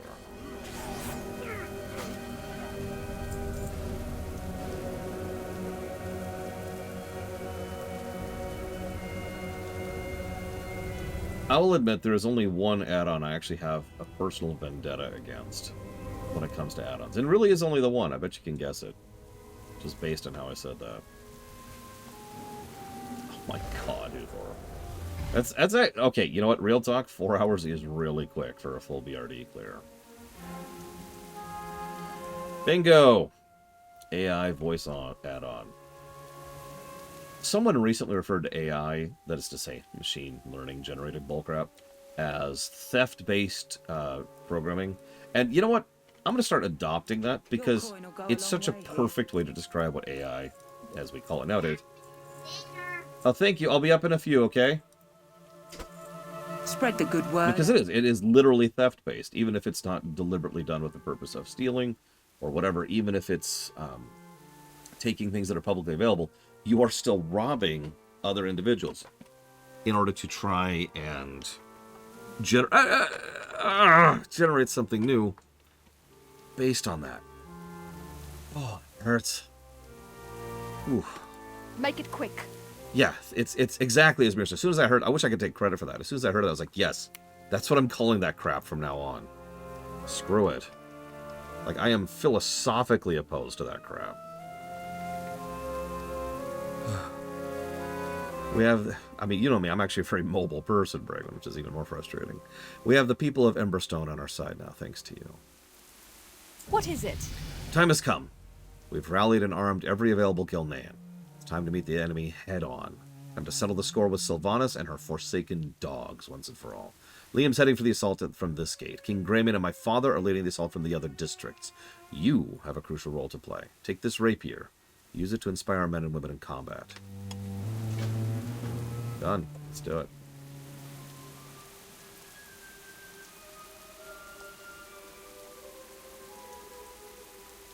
How wrong they are!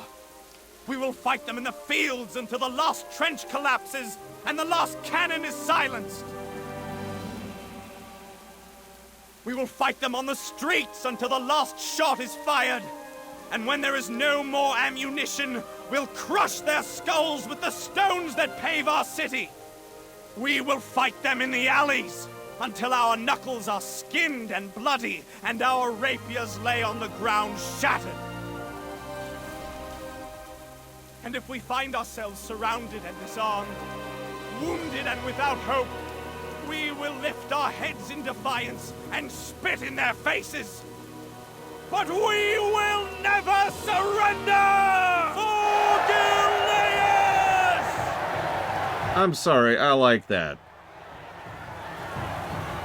I don't even care. I don't even care. Notice the usage of the music, too.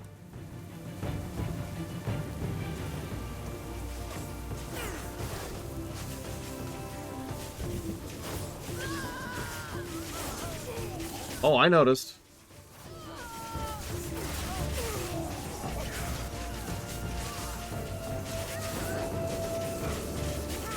Notice, by the way, and I hate to point out the obvious, we're right back where the zone started. This is where we logged in, where we first made our character, was right here.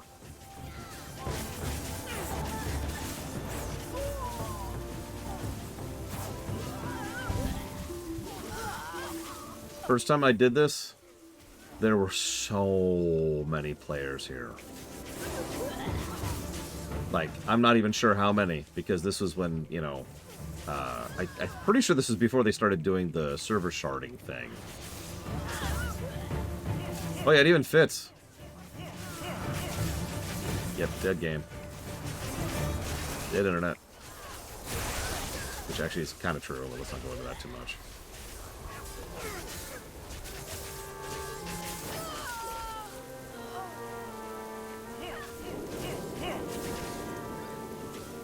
Alright, enough screwing around and having fun. Let's go. Yeah, although I will admit, it took until Legion before they finally came up with a large-scale battle where I really felt like the NPCs mattered for the fight. I know that sounds like a strange way to phrase it, but you know what I mean, right? Most of the time, all of those combats were all on us. And you can see why. You're the player and you want to be the one affecting things. But it always has felt weird to me, all the way back in the SNES era, when you'd have party members who are just there for dialogue and don't actually do anything. But Legion,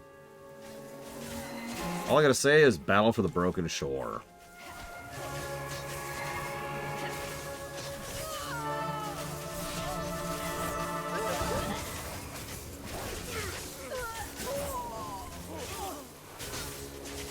Get gabbing or get going.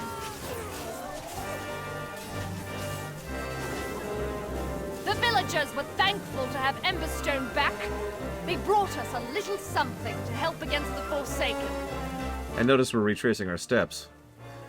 Last time we were fleeing along this path as the Worgen were slowly running over us. Now we're the ones who are the invading force kicking out the Forsaken.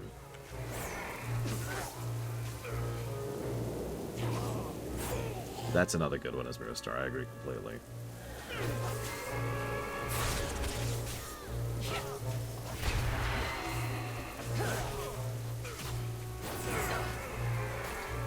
If it's not obvious, I'm hugely a fan of the two starter zones we're doing right now. Worgen and Goblin. There are definitely issues in Kata, but these two zones are not one of them.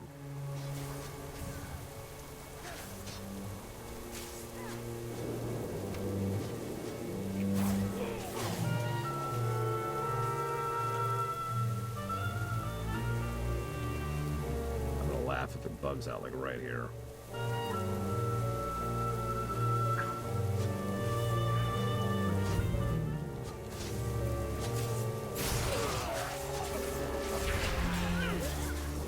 I mean, I enjoy these zones, again, to this day.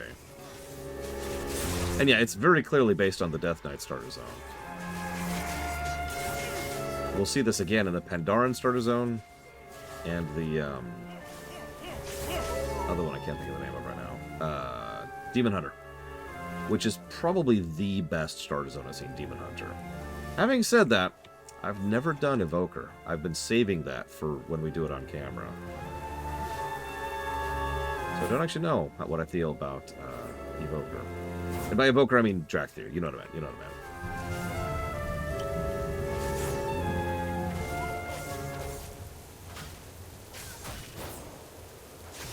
Also, a minor thing, but notice that the Forsaken are just straight up using large-scale abominations like the Scourge we're using. Because they are officially just the bad guys at this point. Scourge 2.0.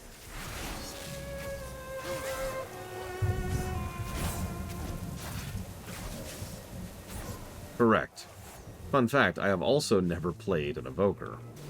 So I've never played an Evoker, and I've never played a Drakthir.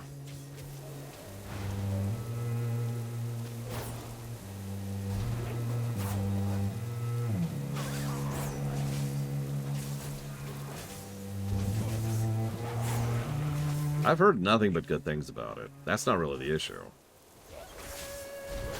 I've just been saving it, that's all. Hey, off the deeper end. These are all very good questions, Magister.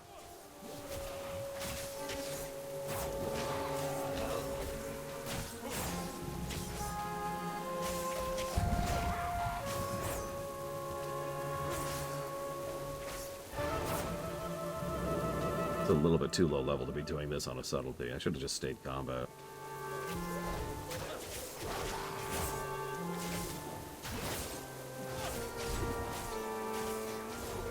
He's too strong! Use the cannonballs to bring him down! What? But I've got him. Okay, whatever.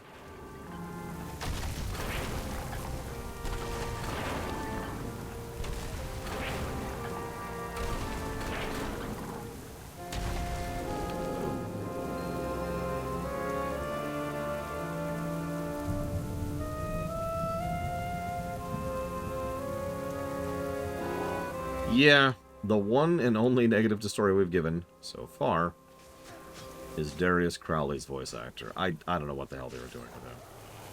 He sounds vaguely drunk.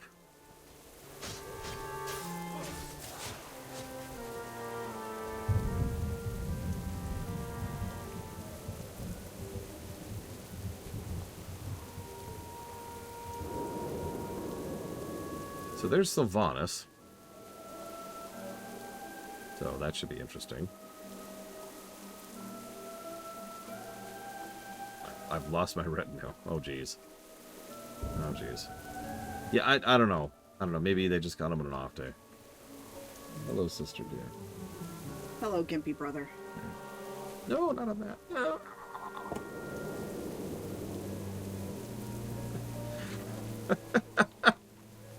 Yeah, Peter Dinklage is terrible too. In Destiny. Whoop, whoop, whoop. Well,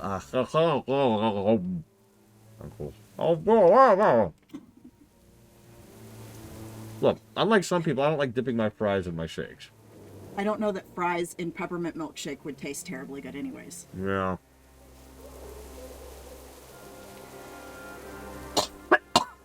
Oh, that's good. Mm-hmm. You got one too, right? And I had strawberry. Well, you want to try one? It is good. Sure.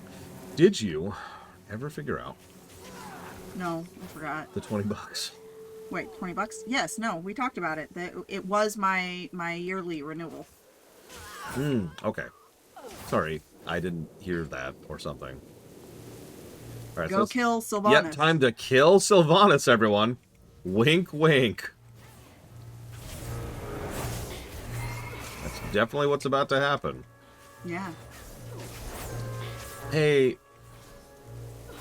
Mommy Shami? I think? Mom Shammy. Father! Liam! No! Such a waste. Why is she not voice acted for this? Because it's a cameo. They didn't actually have her there, so they couldn't voice act it. It's just a double. It's a stunt double. Would actually be funny if it was true. Sylvanas doesn't do her own peon work in the Worgen starter zone. I mean, Why would she? She sends a stunt double. her being at the front lines here is actually kind of strange anyways. I mean, where is she supposed to be at this point in time? Actually, she is supposed to be here, admittedly. Yeah, I've been giving a lot of praise for scene presentation. That wasn't a well-done scene. You'll also notice it looks bugged. Oh, never mind. I'm an idiot. It's inside. There we go. Make it quick. We've driven the Forsaken back. We hold 3 of the 4 districts. But at what cost? What is it? Is it true, then? Gilneas has lost their favorite son? We will mourn this all when it's all over, but not a day sooner. We will not allow ourselves the luxury of grief while the enemy still breathes Gilnean air. My father's men are ready to strike while we still have the Banshee Queen's trail. Just say the word. Yes, we must go avenge Liam. So in case you missed that, and I really don't blame you if you didn't, because that was a weird and kind of buggy cutscene. Sylvanas was here. She pulls the enough. That's just the WoW standard at this point. And she decides to use a specially crafted arrow she had built just to kill Greymane. Liam, Greymane's son, gets in the way. The arrow kills Greymane's son. So Sylvanas killed Greymane's son. Because reasons. Yep. We wanted a dramatic moment, so we invented a son and then killed him. Yep. Enjoy. And now there is a reason why the people of Gilneas hate Sylvanas and therefore the Horde. Which is funny, because, like, yeah, we totally hated her already.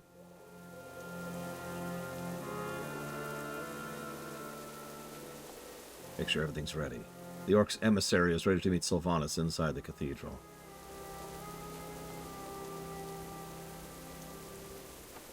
Hear that? Sylvanas is headed to the cathedral. Let's hurry.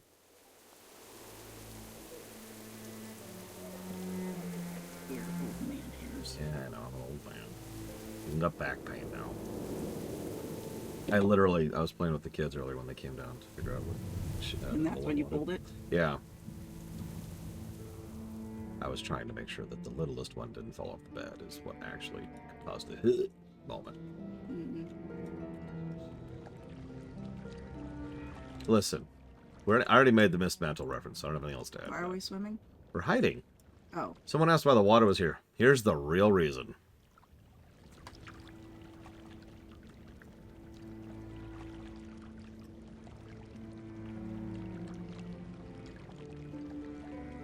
I like how he's completely under the water. Like, I'm It gonna appears you're losing control of Gilneas, Sylvanas. Garrosh fears he's going to have to carry out this invasion himself. You can assure Garrosh that this is a minor setback. Our victory in Gilneas will be absolute. You sound very confident, Your Majesty. I seriously hope you do not plan to use the plague. Garrosh has explicitly forbidden it. You do well to watch your tone, General. Neither you nor Garrosh have anything to worry about. We've ceased all production of the plague, as he ordered. We'd never deploy it without his permission.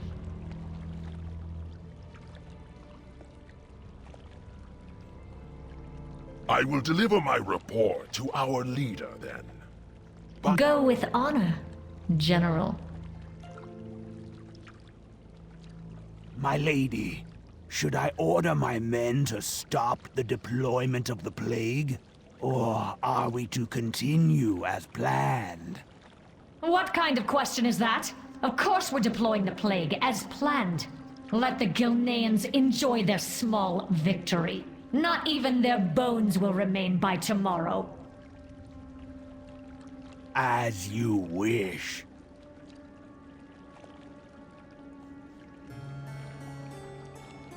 Yeah, so, okay. Hold on. No, you gotta get back in the water. Oh, sorry. Back in the water. So, to explain this a little bit, you ever heard someone talking while you are underwater? Because that's kind of what that sounds like, right? What did we hear while we were underwater there? Also, being underwater isn't being silent. You know, sploosh, sploosh, sploosh. Anyways. Plus the wet dog smell. Yeah, plus that. So we got 3 reasons that sucked. But for real, let me go ahead and now say... all of your armor, can you imagine being a plate wearer? Oh my god, yeah. And like, I can't. Yeah. I can't get back out of the like water. sticking to our fur, or our fur's getting stuck in like the chain. Oh god, that would be awful. In male armor, yeah. Ugh. It could be worse. You could be wearing leather.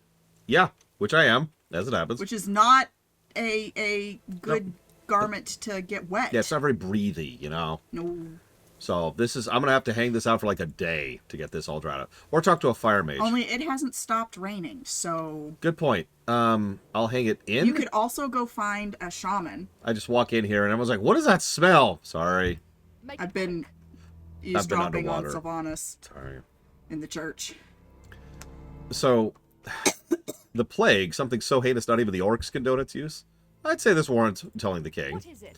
Tell him we have trackers on Sylvanas. Tell him about the plague. The decision will be his. So, here's the dealio. I actually like Sylvanas and Cata.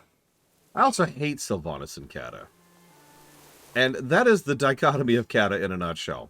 Because for every bit that's written well, there's some other bit that contradicts and is written badly. Everyone points to the Garrosh scene in Stone Talon Peaks. Everybody constantly brings up There's that scene. probably more than one writer writing Sylvanas. So everyone points to that scene as like, oh my god, that's Garrosh and how much of a character he is. No. We actually, it's one of the, it's funny you bring that example up because it's one of the very few examples of when we have had that specific writer reach out to, oh no, I'm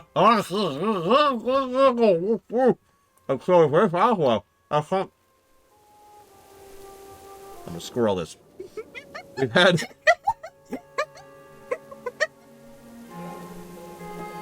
What?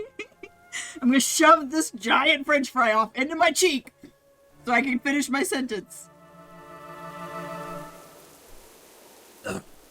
Everyone brings up that cutscene as a way to as a way to explain Garrosh's character. The problem is that cutscene is full on retconned. Even the writer has admitted we were going in a different direction. I found out too late. It was too late to change it. It is functionally non-canonical. It just exists because we couldn't take it out. Yeah. Maybe someday we'll hot patch it. Probably not. This is Blizzard we're talking about here. This is true. And so Sylvanas is another example of a character who like goes back and forth between interesting, fascinating character to dead puppies. And yeah, Silverpine is another section that has a section She that's only just... wants to dead the puppies because she wants undead puppies. That's a good point. I see nothing wrong with this. If you were undead, wouldn't you want a puppy? That's a question. Everyone in chat, you're now dead. Do you want a puppy? you want a puppy? I will tell you that as being an undead and having an undead puppy, there are no fur allergies. And they don't defecate, so you don't have to house train them. Oh my god, that's 2 positives. Do they bark? I mean, they don't have lungs. Yeah, but neither do we. That's a good point.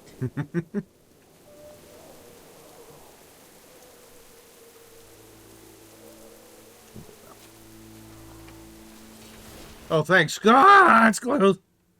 That's a good point. Keltha's out had a kitten. Who was alive, by the way. Why can't I have a life puppy? Why would you want a puppy that's alive? What is wrong with you? A life puppy. Oh. That's a good point. I withdraw my complaint. Yes, you can actually do that, Spartan. Undead can be hunters, and there are tameable pets that are skeletal. I should finish this stupid zone. 'Cause I want to finish this before tonight. I'm right at the end here. That's why I brought you your dinner. I appreciate that it. and because you can't walk. Yeah, I might actually lay down after this, or I might ask the eldest to not hang out tonight because I'm just. She has homework, so I will tell her to not come down. Okay, that sucks. And she hasn't done her chores for 2 days because she waited until the day before an essay was due to come to me and say, "I don't know how to write my introduction and my conclusion." Unfortunately relatable. Which is why when she came down last night, she got fussed at. Yeah. Mm-hmm. No, that. So speaking of which, I don't know if you ever heard my side of that. So. I don't really care. Brother-in-law texted me and said, "Hey, can you send her up?" I was like, "Sure thing." 8 minutes later, when I get the text, I don't know why, but I didn't get the text. That's why. Because you're down here. And... Well, no, because sometimes it does and sometimes it doesn't. It's frustrating. So the middle one came down, and that's why she had to be come down and say, "Hey, go up." I was like, "Oh, okay, go up." I mean, then I sent him up immediately. Got up, checked my phone, and lo and behold, there was a message from 8 minutes ago saying to go up. That's why. I'm just explaining the 8-minute gap. I am sorry. Not a huge deal. I wasn't even aware that the 8-minute gap was there. Yellow thing, please. So, have you seen these? Have you seen these before? Yeah, I'm gonna give it to you anyways. That's the funny part. Yes, I have heard of these. They're just slime. Pull it up. Pull it up.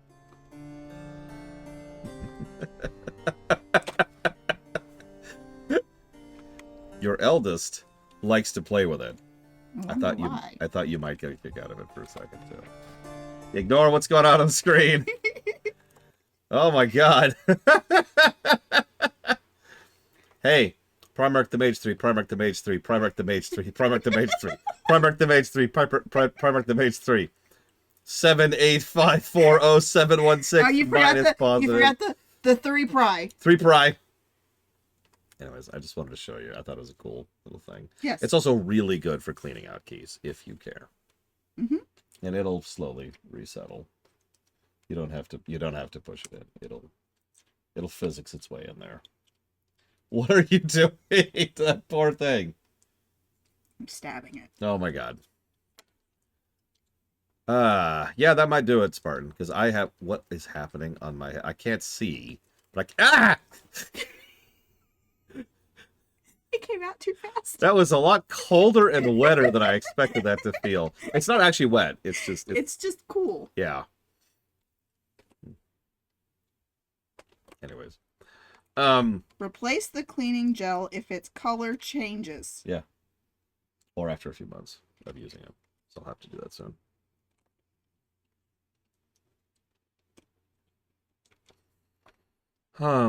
If you get so much dust in your goopy gel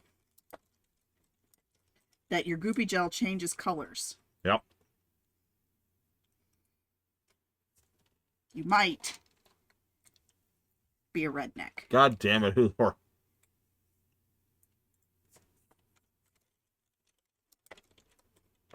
What audio? Just listening to us. Oh. You don't even have the video going? A lot of people have me on a second monitor or something like that. Or minimized. Mm-hmm. It's one of many reasons why I do things like this. You present me with the most difficult choice of my life, champion. You will receive 2 gold.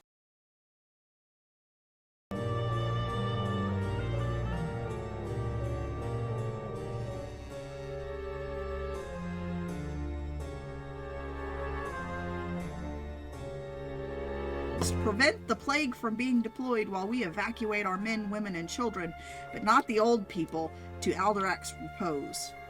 That's not how you say that word. Whatever. We captured one of the Forsaken dreaded bombing bats. I want you to fly the infernal beast as best you can and unleash hell upon those who seek to bring the plague to our people.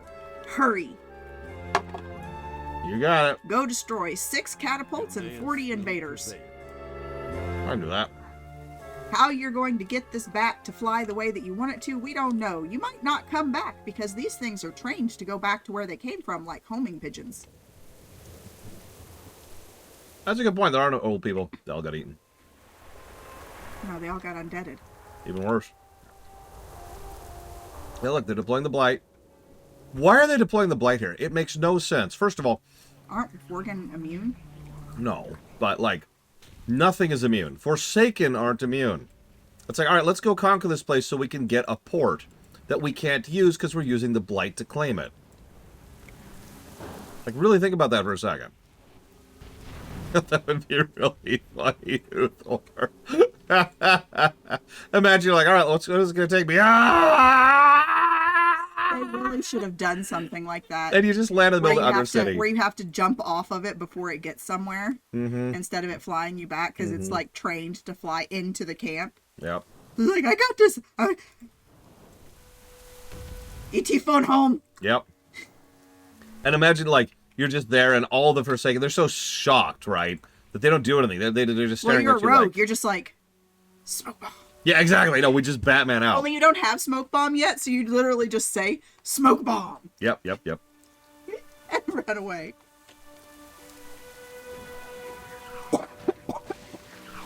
Oh my gosh. But yeah, we're going to go ahead and shut down. Because, yeah, okay, so using the Blight makes this an unusable port for the Forsaken, but also... Because isn't there, like, no way to actually, like, get rid of the Blight once you've dropped it? Yeah, there's even a line of dialogue in Hillsbred, which specifically says it's going to take a few 100 years for the area to be completely reclaimed from the Blight.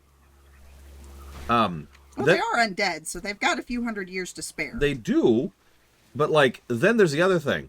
The whole reason they're capturing this is because they were ordered to. The Forsaken don't actually care about Gilneas.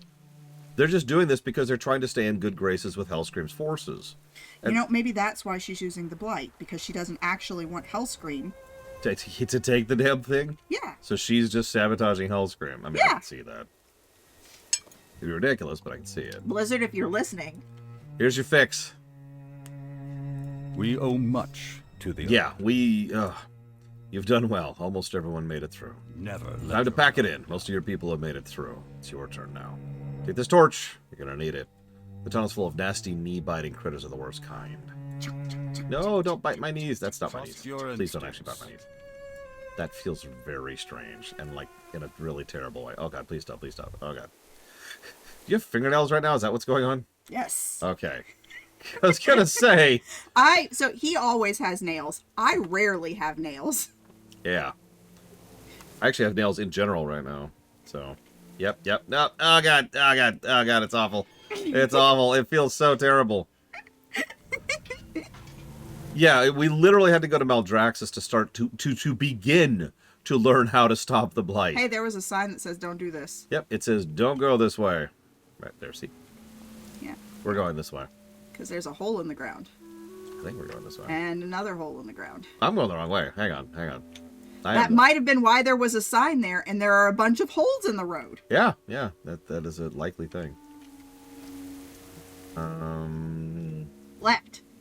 You can't get that yet. You can't get that yet. I don't think I want anything else up here. You have to get something else up there. It physically won't let you go further. I know. I'm just thinking. The point is, if I don't want anything, it doesn't matter what I take. So we'll grab that. He and I got in this argument the other day. He's like, but I don't want any of those things. And I'm like, but if you get one of those things, then you can't get any of the things you do want. You know, I was probably supposed to be able to go through the tunnel that leads over here instead of taking this route. you were supposed to go through the tunnel. He even gave me a flaming thing to go through the tunnel. Yeah. Yeah. I'm gonna laugh if you can't actually do this because No, you we didn't can't. go He's through right the there. tunnel It's like, hi, thanks for coming through the tunnel. that you didn't go through. Yep. Sup? Why do you smell like wet dog? Why does everyone ask me that? We live in Rainland, okay? And I am a dog. God. Do you have any idea how hard it is to waterproof fur? Hold on. Don't do that right next to me now. You're here. Most everyone made it through, but we're stuck here surrounded by our own dead. Well met. In our hurried escape for safety, we disturbed the resting homes of our ancestors. A grave sin, if you'll pardon the pun. It's a tradition with the small memento to be buried on top of the graveyard beneath shallow earth. Wet fur. They're right. You should have named it wet fur. Oh my god. I didn't even think about that. Animation of a working going. Hit the yellow thing. What yellow thing? The yellow thing on the ground. Yellow thing. This, by the way, these yellow things, amazing introduction. Yep. And isn't Kata where they first... Was that Kata or was that Warlords? Bless you. Because, and I'm asking chat, because, like, one of those expansions added that, and God, it was such a quality of life change. It was. And they still, like, I think it was Kata because a lot of the older quests, when they went through and they added it in, they didn't get the highlight right. Mm-hmm. And so a lot of them, it's like, okay, it's yellow, but it'll be like yellow versus not yellow. Yep, yep. And you're just like, how was I supposed to... Yeah, don't worry about it. You've done it. Even in these times, we must honor our dead. Take these and place these offerings. Okay, I can do that. Oh yeah, you're probably noticing one other variance in quest design from here and all the Wrath stuff we just did. If it's not obvious, let me put it to you this way. In Wrath, what would happen is we'd show up, especially in Ice Crown, and we'd be like, What hi. are you doing? I'm showing off. Oh, okay. So I'd be like, hi. And he'd be like, hello. Here are 2 quests. This person has a quest, this person has a quest, and this person has a quest. Okay, I turned in these quests, and then each person has at least one follow-through quest, and a new person has a quest. Then I go do those quests. Okay, I'm done. And then I turn in, and then we move on to the next zone. Here, we talk to one guy. 17 times. Twice. He has one quest for us, which we do, and then we move on. If you've been noticing that, that's true for the whole zone. Like when we're down here in the Black Wall, it's like, all right, go fight the spiders. Okay, go fight the Spider Queen. Okay, go talk to the next quest hub. 1, 2, 3. But that's only the starter ones. It is, but it is just a variance in how Kata does things in general, because we're going to see this in the future, too. Like, think about North Baron. Well, you haven't seen it. What's a zone you've done in the North world? I don't know. It's been for a long time. Exactly. We'll find out tomorrow. That's true. Wait, tomorrow are you doing goblins? Yes. Okay. I know you've done Gobos. I have done gobos. Gobos is awesome. Gobos is hilarious. Gobos is the best. We need to do gobos together. Because we did gobos together. May the light bless the spirits of our ancestors, for they've chosen to allow my son to rest upon this holy ground. It is here, surrounded by the heroes and patriots of Gilneas, where he belongs. You were a true man of the people, Liam. Unlike any royal I've ever met. We'll make them pay for this. Gilneas will remember your courage forever, Liam. We'll return, Liam. I swear this to you. In Dragonflight. Did you unmute to say that? Yeah. And yeah, meanwhile, Crowley is still badly voice acted. Alright. Bye-bye. Goodbye. You gonna tell your eldest the thing? Not to come down Okay. We live another... I mean, it is a funeral. Ugh. Okay. Nice and easy. Nice and easy. The dead return to their slumber. Well met. We might have lost our city, but at least it looks like the dead have forgiven us. Meet with the rest of the harbor. Meet with the rest of the survivors in the harbor. I'm sure there's plenty to do before we're in the clear. Yen hasn't arrived yet, so I suppose Lord Crowley be in charge. Yeah, Gilneas, for Gilneas. Huh? What?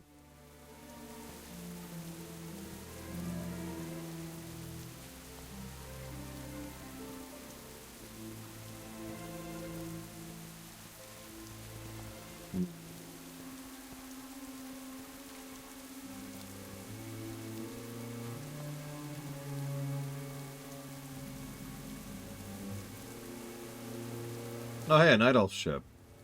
There's actually a short story about the trip they take on this Night Elf ship. Hint, it's extremely horrific and lasts months. We will prevail. The Night Elves have made good on their promise. They've brought ships and are ready to offer us sanctuary in their lands. Unfortunately, the Forsaken allies have arrived as well. The orcs are advancing upon us while the Horde gunship prevents the transport ships from taking our people to safety. The druids are holding the enemy back, but won't last long. Fortunately, the elven ships are carrying siege weapons. You like vehicle quests, right?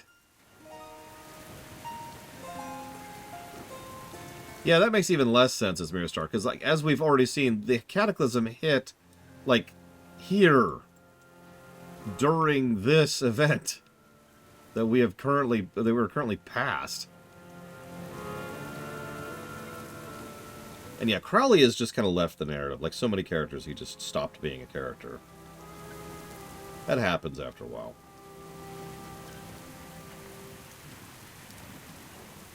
I mean, could you imagine Estinian showing up after Heavensward?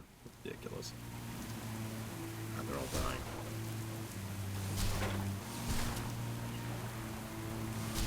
Oh, the shakening. Oh, my bad. My bad.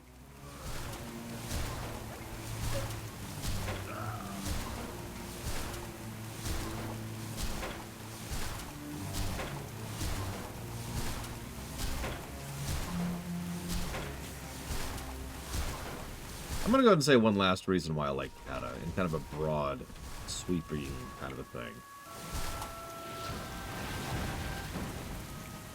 Every work has bad stuff. Every single work, whether a show, game, movie, book, etc., doesn't matter. All of them have stuff that sucks that we have to kind of accept, embrace, and just move on, right? Kata is no exception to that. Cataclysm has all kinds of dumb stuff, and we've already kind of seen some of the outer edges of that, and we'll see more of that in the future. But I think one of the biggest things that worked for Kata for me is that the highs were so much higher. Like, I can think of specific individual quests, moments, and plot beats, which just sang for me in Kata. And I think that's one of the biggest reasons why it sits so high in my memory, despite the fact that it's so much worse than everything that came after it, except for BFA Shadowlands. Like, to this day, this is the moment when I start having fun in this game.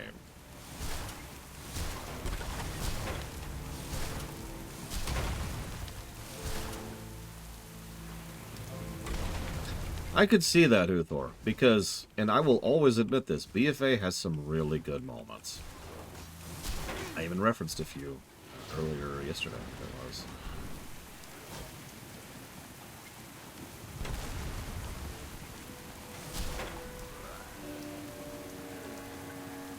I don't remember his name, but the guy and his family, that Lily, the undead, and she offered to be there for him when he went to see his family. For that? She knew what was going to happen.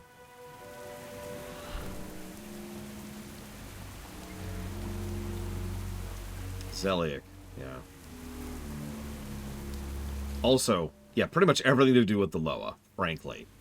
I mean, obviously, Bonzamdi is amazing, but all the Loa were just kind of legit. Speaking of bad storytelling, although I'm not going to give a negative to Kata for this. So, Gilneas is completely overrun by the Forsaken, right? So, tell me, in chat right now, what do you think the fate of Gilneas is after this point in time?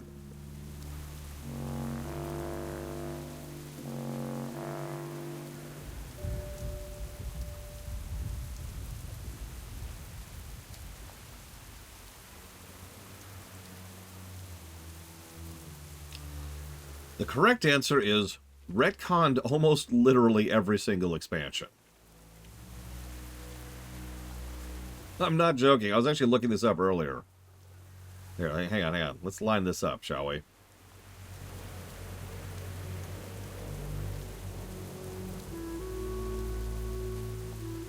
Okay.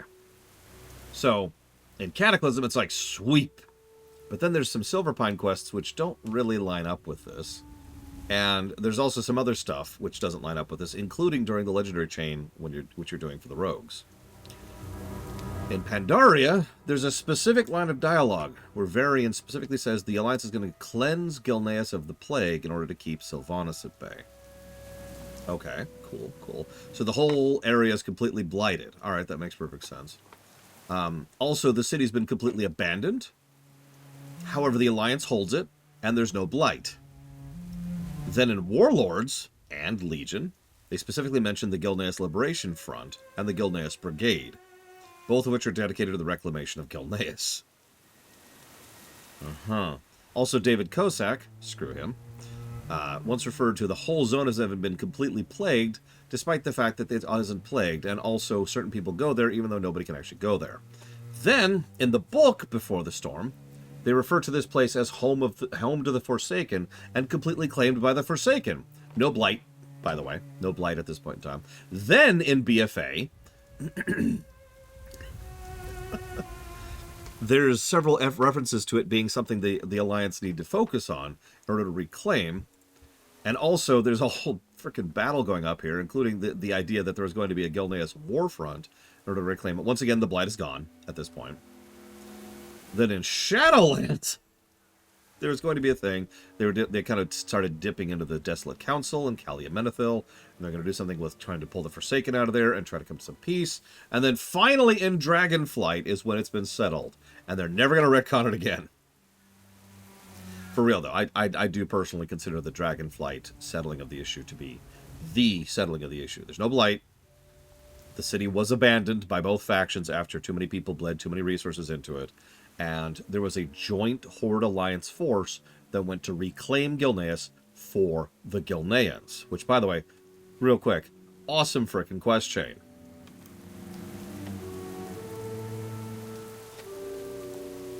But holy crap, that is almost every single expansion.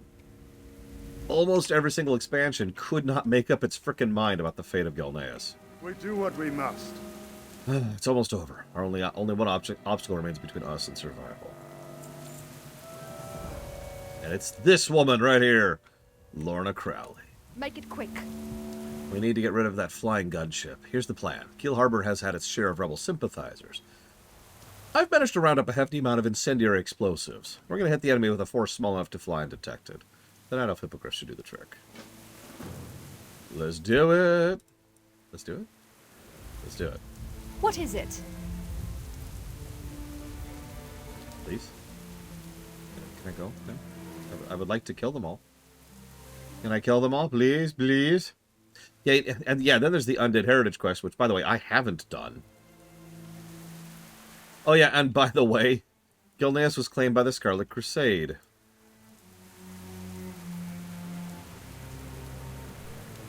That's, anyways. In my mind, I like to think that it's literally just the very, very, very last pockets of the Scarlets. The absolute dregs, right? It's like calling the guys in Fallout New Vegas the Brotherhood of Steel, right? Or no, it wasn't. Sorry, the Enclave. Sorry, the Enclave. Calling the guys in Fallout New Vegas the Enclave. Like, okay, uh-huh. Yeah, you're the Enclave. Uh-huh.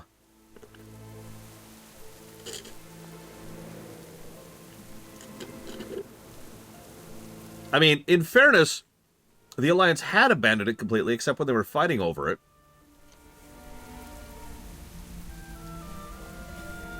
Blood. Alright, what do I want to do? Kill the gunship.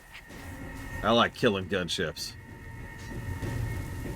I mean, yeah, the Scarlets are an acceptable target. Nobody cares if we kill Scarlets, so yeah, sure, I get it. Honestly, I would have just made it roaming dead. Literally, some of the roaming scourge that are still out and about. Mindless scourge, you know? Think about it. Think about the positioning. Think about the placement. Think about the geography.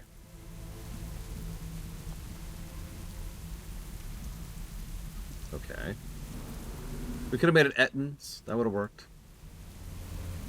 We could have made it undead Ettins. That would have been cool. What am I supposed to do here?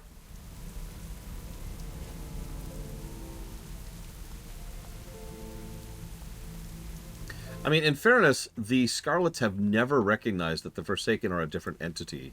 Secure the rafters! Done. They've literally never recognized... I guess I have to go down? Can I go down? I don't remember what to do with this. Ah, whatever. Oh, I can't jump. Okay. I want 2 sharpshooters to stay behind and cover the deck. Everyone else, use the ropes to rappel down. Let's give them hell. Done. So, sorry, what I was saying is the Scarlets have never recognized any kind of noticeable difference between the Forsaken and the Scourge. So imagine the Scarlets show up and they're like, aha, we're going to take this place from the Scourge. We will defeat the undead monsters. It'll be great. And then they just get their asses handed to them because there's just Hands up, nothing left of them. greenskins. My men will give you your new...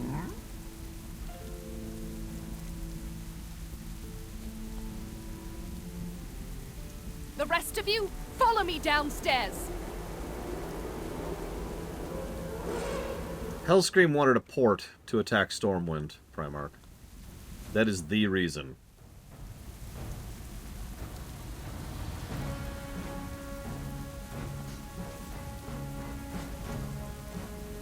There's also several bits of dialogue to indicate that the Forsaken are in such bad straits because of the events of the Battle for the Undercity. You know, the thing that's not even in the game anymore. That they have to toe the line with Hellscream. Yeah, we'll talk more about Garrosh and his proclivities later. Yeah, they already have South Shore. That is true. Although, canonically, that actually happens after this, so I guess that's whatever. I don't think so, Huthor. What's that? We've got the explosives in the furnace room. Just hold them off now. Okay. Oh, they brought a dire orc. That's one big orc.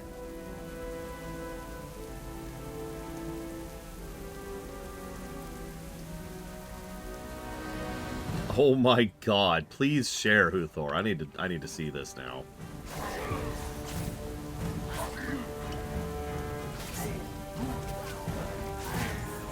I mean, there will be a Warcraft rewrite someday. It's one of the few that's locked in stone. Warcraft, Star Trek, Star Wars, Mega Man. Those are the only ones locked in. Everything else is debatable. Yeah, it's almost like using the Blight to conquer a place doesn't frickin' work. This is a dire orc. It's a combination of magic and alchemy to, you know, turn them into that.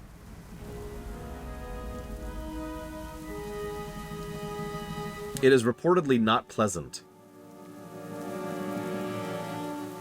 I know, Gizlek, it's weird, isn't it? Like, the first few missions are just... Yep, this is my flying animation. Oh, there we go, there we go. I love Canada to death, but it's still buggy. Don't mistake me.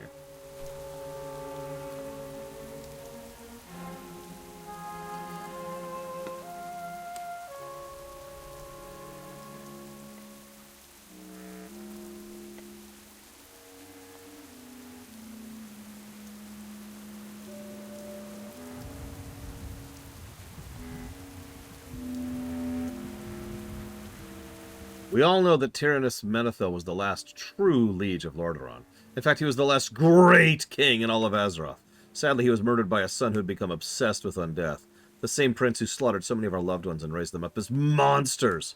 Yet we cling to the hope for the Menethil dynasty to live on. Princess Kalia, the last living heir of King Tyrannus. Sadly, that hope has been taken from us by a dark conspiracy led by one of our own. Although she was seen serving as a humble priestess, Kalia Menethil was destined to reign in Lordaeron one day. The people of this great land would have risen up and helped her fight for the throne. Anduin Rid knew this. He feared such a challenge to his reign, so he set about to bring her down. The Boy King conspired with the Banshee herself to arrange a meeting between the living and the dead under the false flag of truce. Traitor Rin seduced the Banshee into staging a fake massacre to lure out the good-hearted Princess Kalia. Then the Traitor King had our princess murdered. But that was not the end of Anduin's foul scheme. No, he had his banshee lover raise Kalia as a lich, practically spitting on the grave of good King Taranis. Why?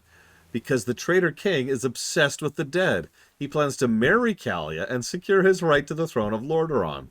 The Scarlet Brotherhood will not allow this to happen. We will bring down the traitor king and his undead puppet.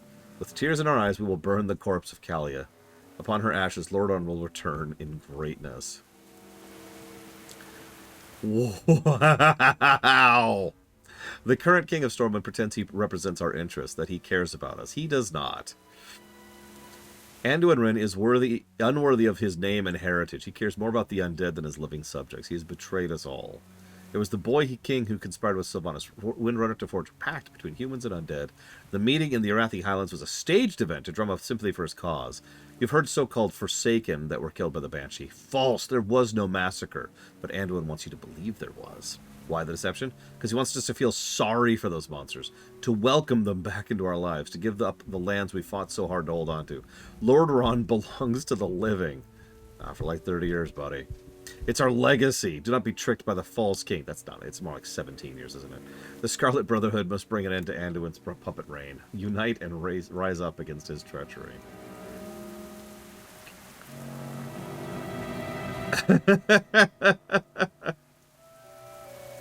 Uh-huh.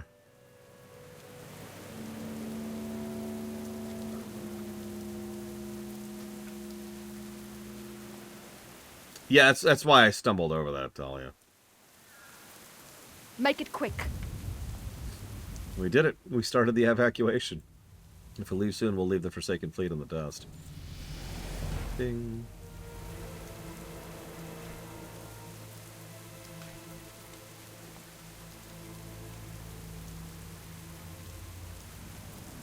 Greetings, Delnadris. You ready to set sail? Your people have been granted shelter in the lands of Kaldor. Don't worry. This trip literally takes months in lore.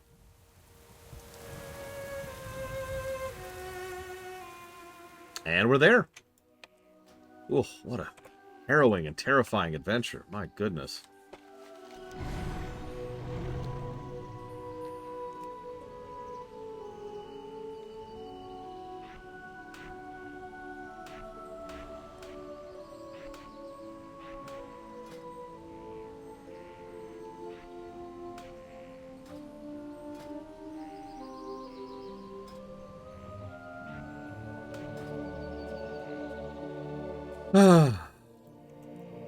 We live another day. So this is it. Our new home. I'm not sure if I'll ever feel like I have a home again. We mustn't be unappreciative of what the Night Elves have offered us, though. Their race is not one to throw out idle welcomes. Yeah, no, they're dicks, usually. It is a true testament to faith and generosity they've taken us in. Gwen and Greyman are in the city proper at the Howling Oak. You should stop by.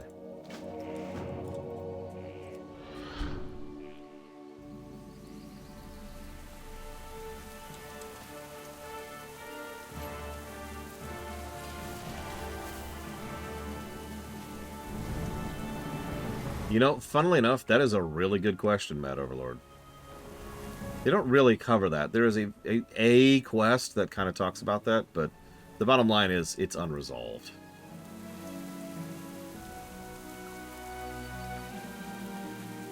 I mean, you can only be nationalistic so long. These people have had the tar beaten out of them for a while. I'm not super surprised they decided to accept this offer. What news do you bring? The oak was grown through the aid of the druids from the seed, taken back on Gilneas. That stands for all we've endured and all we've accomplished. It served to remind us our curse is also our blessing. Stand strong, hero. The Alliance must endure. And that was the Gilneas starter zone. The Worgen starter zone. Oh, shoot! It's Tyrande! You exist? Princess Tyrande, we did not expect you this evening. I hope my people have been welcoming to you. These are burdened times, so I fear that much may be competing with their good graces.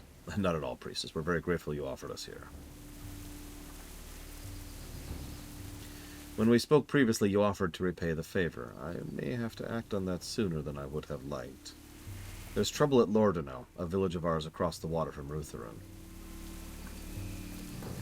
If any of your people can be spared, I fear war encroaching upon us in Calypdor. I know the perfect people for such a task. I will send them immediately, Pristis. But if I may, maybe you should have been slightly less dickish to the Horde when they were reaching out to you and trying to get trade agreements going. Just a random thought. I know you're night elves and all, but just a thought. We will take our leave. Again, welcome all of you. And that's our thing. It then sends us to Dark Shore, excuse me, immediately after this. I think this top hat suits us. We're just going to leave that there. So, starting with a little bit of a bang, we had a lot of good story stuff and some decent gameplay stuff. A couple of bugs. Darius Crowley had terrible voice acting, and for some reason Sylvanas turned into a cartoon character.